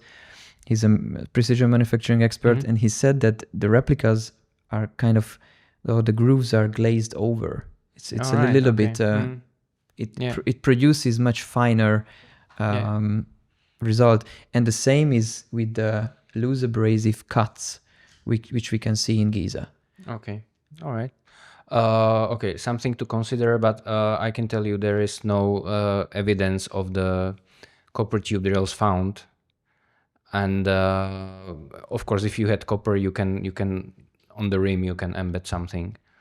But if you are drilling, you are also wasting copper. So I don't know. So the main argument here was that the feed rate of this spiral or this drilling. And is it a spiral? You have the scan now. Yes, I did scan it, but it's so fine that we cannot trace it properly because the lasers can produce noise around these crystals. All right. Okay. Yeah. And we could trace a few, like 6 or 7 spiral turns, but we have to go back and use a different technology to scan, because sometimes you have to decide if you go left or right with the spiral. As also Petrie described, that there are some like tipped over points where probably this jewel tipped over. So there are some spirals on it, and there are, for example, Chris Dunn went in and used cotton thread to trace the spiral. These could be a little bit so not always objective decisions where you follow the spiral, but the main argument is that the feed rate was much higher than we are capable of today. Okay, all right. For drilling. Okay. All right. Yeah. Let's move on. Another big issue with the saw cutting on basalt blocks, of course, that is they're visible. And one of the papers that was published and was proposing this reconstruction, this was by Robert Moores in 1991 in Journal of American Research Center in Egypt. And the thing is, we now know there is later evidence that they were able to produce these big metal plates. There is evidence of such furnaces from Middle Bronze Age Kerma in Nubia, and there is evidence from Late Bronze Age from Pyramesse or Kantir from the 19th dynasty, where you have like a big space heated with a fire underneath, and you can cast like these large plates. So this looked incredible in the 1991, but there is now some later evidence that they were capable of producing these large slabs of copper. Something like this might be expected also somewhere near Giza, maybe, if they are producing these big saw blades. And even I think Petrie said that this must have been like quite a long blade of the saw if they are, if they were sawing through these stones. Do you remember the estimated feed rate of this? No, sorry. No, because I don't know. I think, if I remember correctly, the feed rate was the maximum feed rate was quite ridiculous, competing modern times granite-cutting feed rate. Like 40 centimeters per hour or something. And the limit today is around, with the big huge machines with diamond embedded tools, etc., is like 20 to 60 centimeters per hour. Okay, all right. So I'm not sure about the feasibility of this. Did they test this, or this just a theory? I think this is just a theory and proposed a theory how this looked like. But did you find any evidence for such a huge saw blades, or just I think the largest one that I know, they had like about 40 centimeters. You have like a long 40 centimeter blade which has teeth on it, and it's definitely a saw blade. Okay, because but was it? Do we know if it was for wood or stone? That's hard to tell. But I have seen recently the Fufu boat in the museum, in the Grand Egyptian Museum, and if they are making these big planks, they also need big tools for this. Yeah. So there must have been something used also for this. Because Dennis Stokes was using a toothless blade, I think. Yeah, not all of them have teeth on the blade, even saw blades, and that's one of the like points whether all of these saw blades had teeth or not. Because the abrasive is doing the job. Yeah, but they are quite rare in the material. The saws, they are by far, you have much less preservation for the saw blades. So, for example, there is one in Meidum. There is one from the Old Kingdom, which was found in Meidum by Petrie and is now in the Petrie Museum. And this is the only saw blade found in Meidum in the whole site. Any circular blades? I have not seen any evidence for this from the ancient times. Because I think Abu Sir also has a granite, no, it's a basalt block where you can see the curvature Okay. on the side, on the edge of the cut. And Yeah. Petrie was also telling these or telling about these circular blades, like number 5, he said, I will link this in the video, Yeah. a slice of basalt from the same place sewn on both sides and nearly sewn in two. Or number 6, a slice of a diorite bearing equidistant and regular grooves of circular arcs parallel to one another. These grooves have been nearly polished out by crossed grinding, but still are visible. The only feasible explanation of this piece is that it was produced by a circular saw. The main examples of sawing at Giza are the blocks of the great basalt pavement and the coffers of the great second and third pyramids, later unhappily now lost. Yeah. I would need to consult my colleague on sarcophagi. What are the traces? Okay.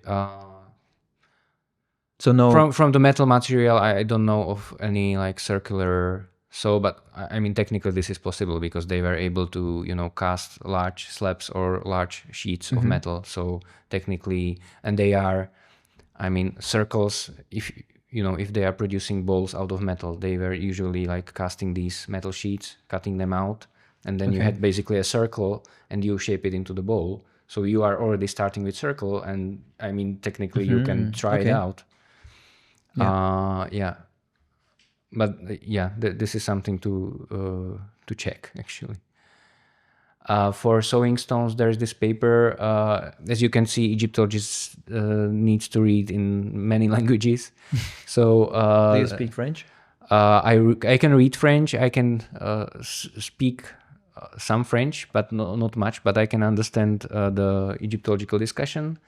And Emmanuel Laros and Antoine Guéric, they published a paper on the techniques of sewing in the masonry of Ptolemaic temple, and this was most probably done by iron tools because this is already like this is Ptolemaic time, so it's Iron Age. But they also collected some evidence of the saw before this time, and this article is fully online in open access. So again, I would recommend checking it out. And they tried to, from this one particular temple, I think, I'm not sure if this is one temple or multiple ones, but they tried to, understand the sewing techniques for the Ptolemaic period and make some inferences of the earlier times. And now we are moving in a different part of evidence. I'm not sure if you have discussed or the guys who you are following this evidence for the Hierakonpolis Old Kingdom Vase Workshop, which was found by Kibble and Green, and it was published in this publication in Hierakonpolis Part 2. Have you seen this? Okay. No. Yeah. So This will be interesting. This is a room. It has a bench, and it has these 3 positions. And this was interpreted by excavators as vase maker's workshop. And the description of the workshop is as such. I quote. Yeah. Round the room ran a bench of beaten earth, 0.8 meters above the floor.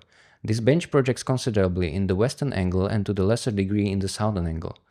The upper parts of these projections have cup-like hollows in which were vase borers, such as are shown on plate 62. That marked one was of chert. It stood with working surface upwards in the depression in the bench. Under it was a quantity of sand that had been used in the abrading material. On the top of the borer were 2 rough pieces of chert. Near to it, marked 2, was an oblong corn grinder. The borer marked 3 on the drawing was of diorite. Both sides had been used as working surfaces. So they were turning these like drills on the other surface. Little or no sand was found in the socket or depression in the bench. From the fact of the bench being 0.8 meters above the floor, it seems as if the workmen must have stood to their task. The squatting position is, however, that represented on the reliefs when the operation of vase making is represented. All the pottery found in this group of houses was of well-known Old Kingdom type. End of quote. So this is describing the evidence of the workshop that was producing stone vessels in the Old Kingdom. The pottery is just, or they also categorize these as pottery? No. The dating within the room of the pottery that was found there was the stone finds, but there was also this pottery. Okay, yeah. And since the pottery is dated to the Old Kingdom, the archaeological assumption is that also the context is from the Old Kingdom. I see. Do we know what kind of material they used? Because if it's only alabaster vase, then it should be massively distinctive from the other hard stone materials. Yeah. So this is once again, this is the room, and you can see 1, 2, 3. So these are like the drills are positioned on the bench, and you are turning the vessel that you are drilling, according to their interpretation, because they are turning the object and not the tool. Yeah, and these are the grinders that were found in that room. And I think they write in that report that they also found some vases and remains of vases. So they claim that this was a vase making workshop of the Old Kingdom. I'm not sure whether they were also producing hard stone vases, but if you have diorite vase grinder, you can also work with the hard stones. Yeah, but the tip of these grinders, I mean, if you just look at the basalt vases, sometimes you can see very distinctive turning marks inside. Yeah, of course. And those lines are so thick. I don't know if these could produce that. Well, maybe that's a task for you to find out these. I don't know where these drills are in which collections, because also in the Petrie, we've seen this in all museums actually. A few basalt ones with distinctive grooves inside. Okay, so this is archaeological evidence about the stone mass production in the Old Kingdom that we have. And for lathe, my colleague and friend Robert Kuhn, he's working in Berlin in the Neues Museum, and he described these concentric circles on the vessels, and he considered this to be a good evidence for lathe. And he presented this at the conference which took place in Jaén in Spain in 2021. And now it's published as a paper in 2025, and they did experiments with lathe. But since this is quite a recent paper and this is not in public domain, the paper is published, so the evidence is there, and they are describing the experiment. But you need to look up the book and read the paper in the book to find out what they have experimented with, and they are working with the material from the mortuary complex of Sahure at Abu Sir, where there are Old Kingdom vessels, but they are also supposing that there are some objects that were found or the vases that were found are of early dynastic date. Okay, that's so this is a mixed context, and trying to understand the technology, you can sometimes tell apart the early dynastic parts from the Old Kingdom, but not always, because it's stone. I mean, it does not change. But this is, as for the lathe, it's becoming to be considered even for this early period. Okay, that's interesting. But this recently, or? I think this is recently, but the thing is, this is connected to other rotary devices, and there is the big discussion about when the potter's wheel started in Eastern Mediterranean. And these early potter wheels are even, I think, made of basalt. The wheels that were found in Levant, like 4th millennium BC, 3rd millennium BC. And big discussion in Egypt is when they started. But who invented the wheel first, etc. yeah, exactly. And Sarah Doherty, she published. This is her PhD. And she worked on the origins and use of the potter's wheel in ancient Egypt. And she tried to collect all the early evidence. And again, this is a book that is about the early technology. and about the complexity of how to identify the technological innovation in the archaeological record. It's not that easy because the record is patchy, the evidence is patchy, so you need to work with different parts of evidence. And even if you are considering like lathe or some turning methods for the stone vases, you also need to look on the pottery, how the pottery is produced, because there are, based on some interpretations, there are some slow turning devices already at the end of pre-dynastic that are used for the production of for the finishing of pottery. Okay. Not like for the production, but for the finishing, so they are nicely rounded. So they are somehow working with this rotary motion, and now with this identification of this bow drill that we did in Cambridge, which is pre-dynastic, is Nakata 2D. We can see that this is like the technology is earlier, but within what we understand about the technology at the time from other parts of the world. Have you found any kind of metal shaft or any similar thing that they could have used for creating a sophisticated lathe, which could produce these very high tolerances we can see on the vases? I think that the metal parts of lathe are very late in Egyptian context. There is one which was found actually by Petrie in Memphis, and this is like 7th century BC. Okay. So it's very late, but if the Nagada culture already had these tin bronze tools, tin bronze objects, not tools. So they know tin bronze, but they are not making tools out of it. Okay. Out of tin bronze.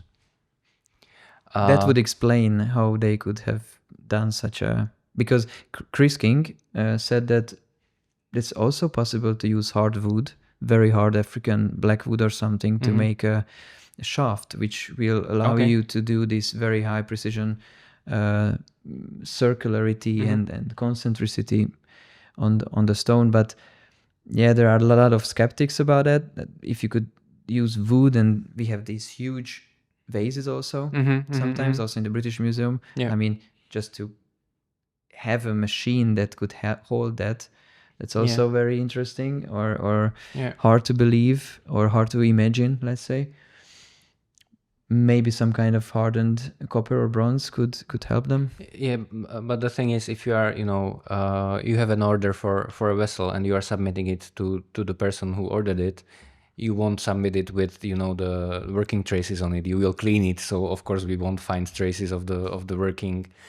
We will find them on the pieces that are unfinished, that are for some reason they are broken. The stone was not, inside the vase actually.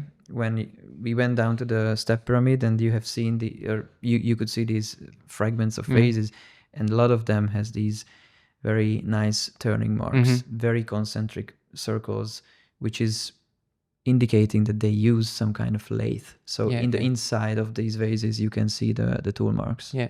Now you can see also in Egyptology, like the mainstream, because of this evidence, we are starting to consider that this might be the case for this. So this rotary motion used for the production of these vessels. And as for the drilling and for abrasives, there is this paper by Anna Serota and Federico Caro. Again, these are employees of the Metropolitan Museum of Art in New York. And there is New Kingdom evidence for corundum. And there is this piece of unfinished drilled stone where they sampled this material that was left there from drilling. And they analyzed it, and they identified corundum and some rutile grains. So within the sand, there were also these harder minerals that could be, they could be effective in cutting stone. Yeah. So as for the harder minerals, corundum is on record here from the New Kingdom, but we would definitely need to analyze more examples of this to, maybe have more evidence for corundum or something else. Yeah. Yeah. And this is a pure coincidence. This is from British excavations in Amarna, from the Great Atan Temple, from the statuary dump. And it's a coincidence that this was preserved with these traces, and these traces, like the stone was not cleaned in between the, the moment that they found it and the moment that it entered museum collections, because these things sometimes happen. So fortunately, in this case, it's like really incontrovertible New Kingdom evidence for the use of corundum for drilling. Could we also find copper in these sow marks at Giza, for example? That's one of the things that we will try to check in the future, whether we can find like small bits of copper in if there are like if there are somewhere sow marks where you have also this original material. So this is something that we need to focus in the future. For pre-dynastic Egypt, actually, for basic information, I would recommend this catalog, which is richly illustrated. That was an exhibition at the University of Chicago, and it's in open access. And there is like an information on the how we understand the pre-dynastic Egypt and the development of their cultures. And so I have covered topics that you suggested that might be interesting to cover. I tried to look up some evidence that we have in the Egyptological literature, and I would like to add a couple of slides about the hardstone working. Yeah. And so this is definitely, there is very strong evidence for hardstone working and polishing since Neolithic in northeastern Africa. There is the cemetery of Jebel Ramla, which is still like within borders of Egypt. It's in Western Desert. And these were pastoral populations, and they are already working, for example, from diorite. This is a bowl that has like really a cavity that is produced by some technique, and it has even a handle, which is protruding here. And there are stone objects which are polished. So they are already like in Neolithic, they are polishing stone and they are working with it. So they start to get experience with these harder types of stone somewhere around 4600 BC within like Western Desert. And there were kind of similar populations were also in the Nile Valley. And for the earliest, this is in the Grand Egyptian Museum. You can see a couple of examples of finds from Jebel Ramla. This is a display case and with, I think, granite palette here. So this is another type of hardstone material that they are working already in the time, and that they definitely did not have metal tools back then, because we don't have any evidence of use of metals in that period of time in like final Neolithic for Northeast Africa. First, chalcolithic culture, so culture that has already copper and using it is Badarian. And this is an example. They had these polished axes and also pallets, but these polished axes, these are made of stone, but these are also the earliest shapes for the metal blades. If they are casting metal blades from earliest metals, they have very similar shape as these stone axe heads. So they are basically taking the form from the stone and putting it into copper, and they are trying to produce these earliest metal tools. Then they are slowly learning. So they learn that, this shape is a requirement of, the material of the hardstone that they are producing these axe blades. But then they realize with metal we can play around and we can produce other shapes. So, they basically, the development of the metal craft is starting to be independent from the stones, because in stones they are producing, for example, stone vases, but they do realize, okay, we don't need that much of stone axe heads right now because we already can also cast them from metal. Yeah. But in the toolkit still you have stone tools and you have also metal tools. And just to remark, chronology is a debated issue, but within like what we understand about the chronology. So here is, this is a chronology by Stan Hendricks of the 4th millennium, and these are only the sites in the Nile Delta. And each of these sites has their own separate chronology, and you need to somehow connect these chronologies because these are all different groups of people. And different groups of people are also working currently on these excavations. So they have different types of dating and of phasing these sites. So you need to know somehow, if you want to compare the data, you need to produce these tables and understand what is going on with the chronology and how to connect data from different sites. So it's not easy. it's not easy to understand, but this is something that we agree upon with the development of the Nakada culture, for example. And Nakada culture, you can see here, Nakada 3, it continues into the first dynasty. So first dynasty, based on archaeological chronology, is considered still to be part of Nakada culture. These are so-called phases of Nakada culture 3C and D.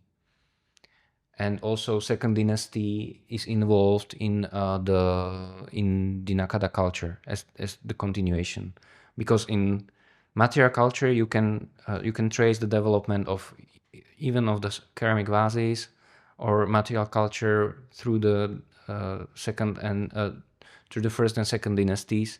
So this is Nakada culture continues even into the historic period.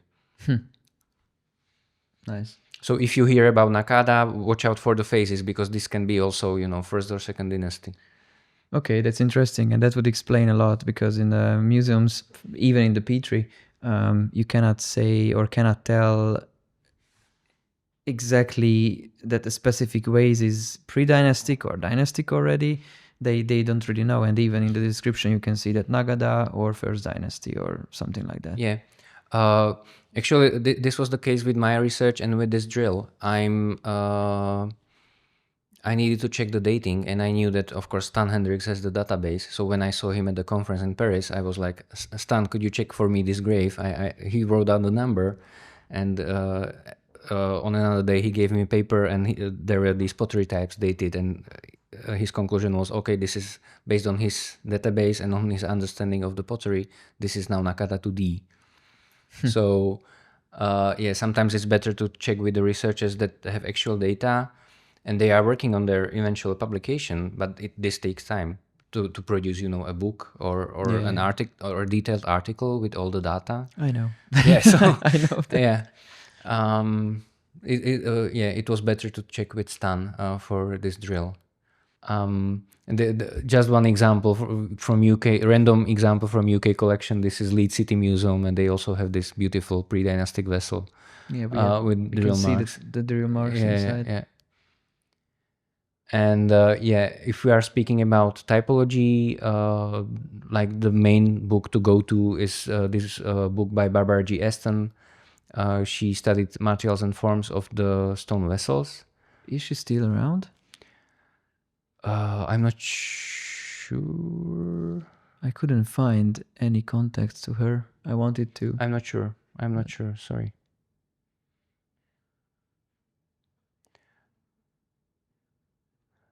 So she, this is a selection of the pre-dynastic vessel forms that are found. And, for you, if you're working with the scans of vessels, it's very important to check the provenance and start to work with the vases that you are certain about their provenance and the archaeological context where they were found. Yeah. Because then you can identify the real stuff, the amount of precision that the ancient craftsman had produced, and then you can check the stuff that is, let's say, has more questionable provenance. Yeah. And this would be, for me as a professional researcher, this is also the case for the copper. Like we are analyzing objects that are from secure context that can be datable, so that we can pinpoint the specific alloy types on specific sites, specific time frames, and then we can work with unprovenance material and say this unprovenance material has analogy in this secure context, so we can connect these. Yeah. The most famous example for stone vessels, of course, is Djoser, or he was, during his lifetime, he was rather known as Netzeri-Het, because Djoser is only a later name that each ancient Egyptians have given him. But during his life, he was known as Netzeri-Het, which means like of divine body. And this is a display in the Grand Egyptian Museum of some of the vases. As Loer has published, there were about 40,000 of them, but most of them were of this calcite alabaster, of this relatively rather workable material. And it's very probable, because he raised to the ground earlier tombs. There were 3 tombs of second dynasty kings at Saqqara already built. tombs of Hotepsechemwi, Ranep, and Inetzer, because we found their underground structures. They are south of Djoser. And it looks like some of these stone vessels, this huge amount of 40,000 vessels might be coming from these earlier burial equipment, because if he was destroying the tombs, then also most probably he was also taking some of the burial equipment of these earlier kings into his.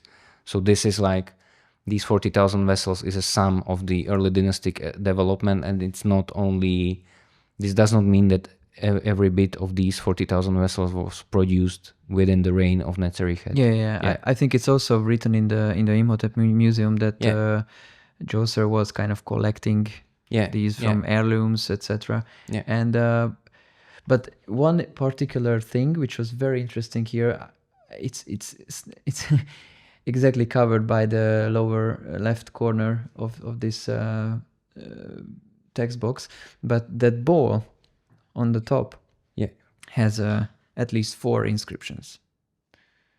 3 museum numbers, 1 glyph. It's not in a cartouche, it's just 2 glyphs. And I just wondered, what if the ancient Egyptians were also doing archaeology excavations? Okay.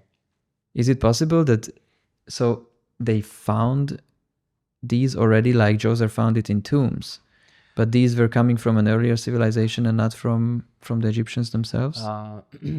And they later on they try to imitate it, because we see the imitation in a lot of cases. We can also see that a lot of the alabaster vases are trying to imitate the stone ones. Yes, for example, here this is a shape that is also in pottery. This is a wine jar which is made in calcite alabaster, but it's normally would be made of pottery. My counter argument to this is that within the development of material culture, these shapes make sense for ancient Egyptians. So it's not something that is foreign. If I would found within this 40,000 vessels, if I would found a vessel from Jebel Ramla, from this Neolithic population, which has completely different shape, I would identify this as something foreign. But this is, within the what we know also from other sites of this period, it's commensurate with the material culture, and these shapes are repeated also in pottery. Sometimes, if you are lucky, you can find also some wooden fragments of some vessels that were made of wood, or they are depicted in the hieroglyphs. So this is like, it looks like it's produced in the same time, because we have also the written evidence for these vessels from the 3rd dynasty texts. So potentially they could be earlier, but they make sense within like the development of Egyptian culture and what they are doing at that time. Isn't it the texts about only the alabaster vases? No, there are, for example, in Meidum, but this is early 4th dynasty. Yeah. This is early 4th dynasty. In the tomb of Rahotep, there is a false door, and there is list also of hard stone vessels that are given to his burial equipment. It's not only about the calcite. But do we have inscriptions or texts about how they made the hard stone ones? No, because this was not interesting to them. They were interested in having them, but the process is, I mean, if you are rich, you can afford it, so it does not care how it is made. Yeah. I mean, just talking about the weird shapes and stuff, are you familiar with this Sabu disc? Yeah, of course, I know it, and it was found during regular excavations by Walter Bryan Emery within like the early dynastic cemetery at Saqqara. It's unique because it's complete, but I think there are preserved some fragments of similar vessels like this from like the early dynastic period. We can see those vessels where like a regular bowl, but the sides are somehow folded inside. Yeah. It's just one aspect which is very interesting is how. The other one is why, and what's the function. But if you are earning living by doing this, you won't tell your secrets to anybody, and you won't write them down. Very likely because you are illiterate, because you are living in the time where there is only very small subset of the population which is literate and can write. And so if you are expert in producing this, Of course, you won't tell your trade secret to anybody else because you want to, That's a good point. Yeah. uh, But do we know the function of this? What was it used for, or what is it actually? I think there are similar shapes in pottery, but I need to check it out, the literature. There must be something about this within Egyptology, so it can be below in the description for the video. I will try to find out Okay. what people who are dealing with the early dynastic wrote about this. Actually, based on Petrie, these are called like fancy vessels, fancy shapes. So, for example, these are these like vessels which are shaped like animals. Yes, the frogs and those are very interesting. These are insane. If you know like an animal shape and it's protruding, this must have been like crazy difficult to produce. But again, if this is your skill, you won't share it because this is your skill. And this is after like hundreds and hundreds of years of experience. So experiments are great in trying to understand this, but they already, they had their own tradition. And we know, we don't have like the detailed description on how to produce stone vessels, but we know that the crafts were usually inherited from father to son. Yeah, so multi-generational. Yeah. So even in the workshop structures, you usually had like your kids who were helping around with the task, and then you were learning them the secrets of the trade. And we have some religious texts that are like initiation rituals into some crafts. For example, boat making from the Middle Kingdom. And there you have basically an exam from naming the parts of the vessel and naming of tools that you are using for the production. So we don't know like the specific,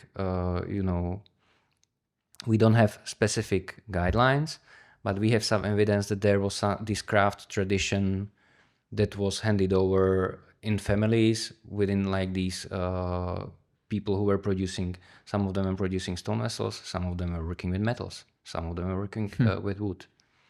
But it's so weird that the hardstone vases are kind of fading out as we progress in the timeline. So it's more like in the beginning. Is it so? The thing is, this is from the third dynasty. The only good comparison for Djoser is the Upper Egyptian site of Bet Khalaf, where there was again like a huge deposit of stone vessels found. For the Old Kingdom, actually, these squat shapes they are more typical for the Old Kingdom. So they are. It looks like they continue and they are produced still in the Old Kingdom. But not in the New Kingdom or Middle Kingdom. We don't see much vases then. No, but they still have like some hardstone vases, and they still produce hardstone sarcophagi, which are made from granite, for example, from quartzite. So they are working with hardstones, but for different purpose. Yeah, but it's not like a diorite or porphyry or granite. No, but the traditional archaeological interpretation for this is basically fashion. This was fashionable in the early dynastic period. Stone vases were like, the interesting material. So if you were rich, you needed to have stone vases. And with the changes in the society and maybe also some lost knowledge of the technology, because, we don't have thousands of these Sabu plates. We have one. Yeah. Exactly one that was preserved, and maybe some fragments.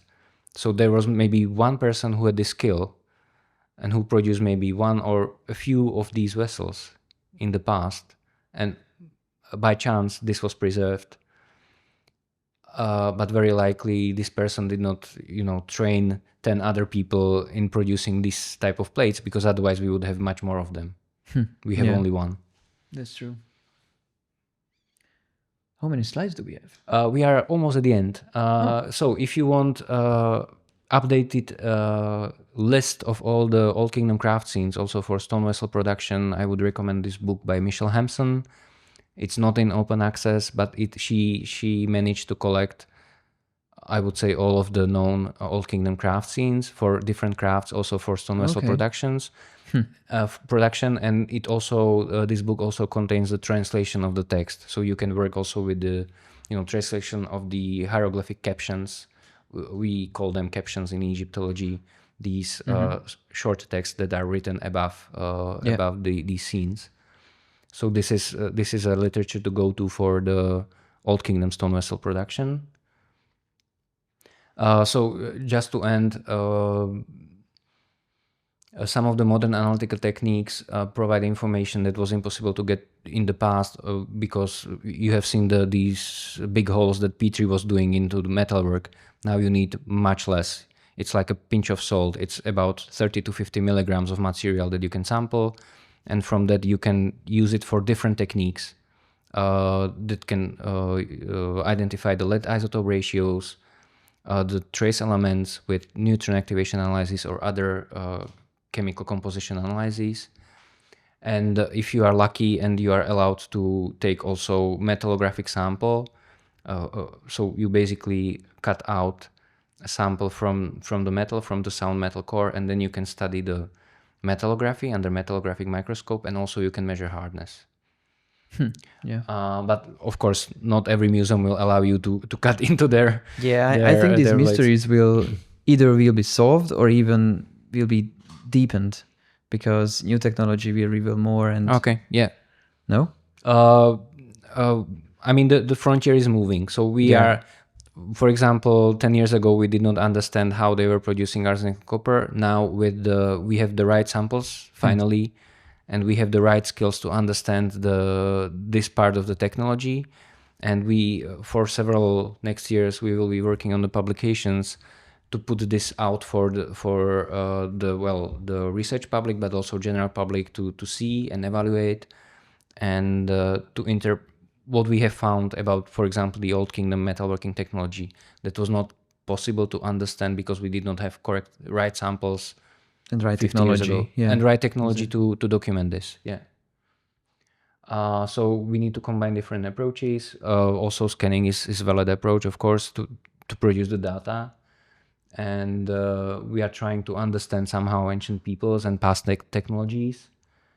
And interpretations might differ, which is, this is a thing in academia, that you have 5 specialists and you have 6 opinions on some matters. So, but it's important to produce, and since you are working with the real material in the real museum settings, you are involved in heritage science, so it's important to have the high quality documentation with which you can work. One of the things that I try to stress is that it's also important to look and focus on the provenance of these and start to work with the material that has secure provenance, and then move to the objects that are more problematic. Because if you will understand the objects with the secure provenance, you will understand the real stuff that was from the ancient times, and then you can better assess the objects that are with more problematic provenance. Yeah. Have you seen my video on the vase scans? Yeah, sure. And what was your professional opinion? The scans are great. 2 main things to think about is if you are counting with the circularity and because you need, I think you mentioned in the video that there is no flat surface on these vases, and they are not like fully circular, so they are always like these ovoid shapes. Yes. So it looks like the aim of ancient people was not to produce beautiful spheres out of stone. If you slice it, they are perfectly they are circular. circles. Yeah. But for a proper alignment, you need either a sphere, a cylinder, or a flat plane to get it just straight up. Yeah. Aligned to the z-axis. Yeah. And that's why we had to develop a very unique and new way to align these vases. Yeah. Portable X-ray fluorescence was, I think, initially created to check the composition of the metal parts on the planes, if they are not corroding or not. And then they found out, okay, we can analyze a whole lot of other things with this. So, yeah, why not?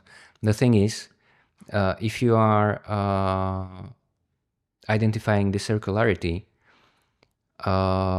do you think you could ask, the ancient craftsman, and you would say like, oh, guy, you have like this amazing, the circularity of your products is just amazing. And the ancient guy would be like, mate, what are you talking about? I don't know what are you talking about. Because he's doing this technology, he's producing this by some other means. So you can use current mathematics to understand the geometry of this. But this is like the top-notch products of their top-notch craftsmen. So and that's the thing that we mentioned in the beginning with Petrie. Like, our methodology has to be more precise, more accurate than theirs, but it does not mean that this is what they were this is what they had in mind in ancient times when they were producing those vessels, even though the result is really almost perfect circle. Yeah, but the main argument we are trying to investigate is that what technological equipment do you need to use or have to be able to produce these tolerances? Okay, yeah. Because just chipping with stone and soft chisels, sometimes it's not explaining those very precise vases or how they have been made. Yeah. And we're trying to investigate if they had anything else, if they had a more sophisticated technology than they are what's ascribed to them. Yeah. Because sometimes with our modern machinery, we are still struggling to carve these. And it's interesting, what was forgotten, or is there something we didn't find from that age, that pre-dynastic era that they used? Or that's what quite, was happening? Yeah. That's quite possible. And to me, it looks like I'm investigating more and more pre-dynastic metallurgy. And from what we understand, it was much more complex than we suspected. And the reason why this is not like widely understood in the research community is because these early analyses analyzed only a small subset of the metalwork that is preserved. So now we are trying basically to analyze everything, what we can get access to in the museum collections with good provenance. And then we can say, then we can have much better data about the pre-dynastic metallurgy, and we can say, okay, this was much more complex, and let me show you in our paper how, because we have this data and they show that this and this and this was possible in like pre-dynastic period with their technology. Yeah. Dr. Martin Odler, thank you very much. Thank you very much too. It was a great fun. Thank you. I love this conversation. Do we still have time for the Patreon questions? Yeah, sure. Okay, Yeah. So we will say goodbye to the audience and then we come back for the patrons. Okay. Hey guys, before we wrap this up, I wanted to let you know that we introduced a new Q&A feature for YouTube members and Patreon supporters. I will let you know in advance who is the next guest on the show, and you will be able to submit your questions. I will ask these questions from the guest at the end of the show, and we will release these Q&A segments to YouTube members and Patreon supporters only. Make sure you're subscribed and submit your questions. Thanks for watching. Cheers. A massive thank you to my incredible supporters. Your generosity fuels this journey into ancient technology, keeping this show alive and pushing my research further than ever.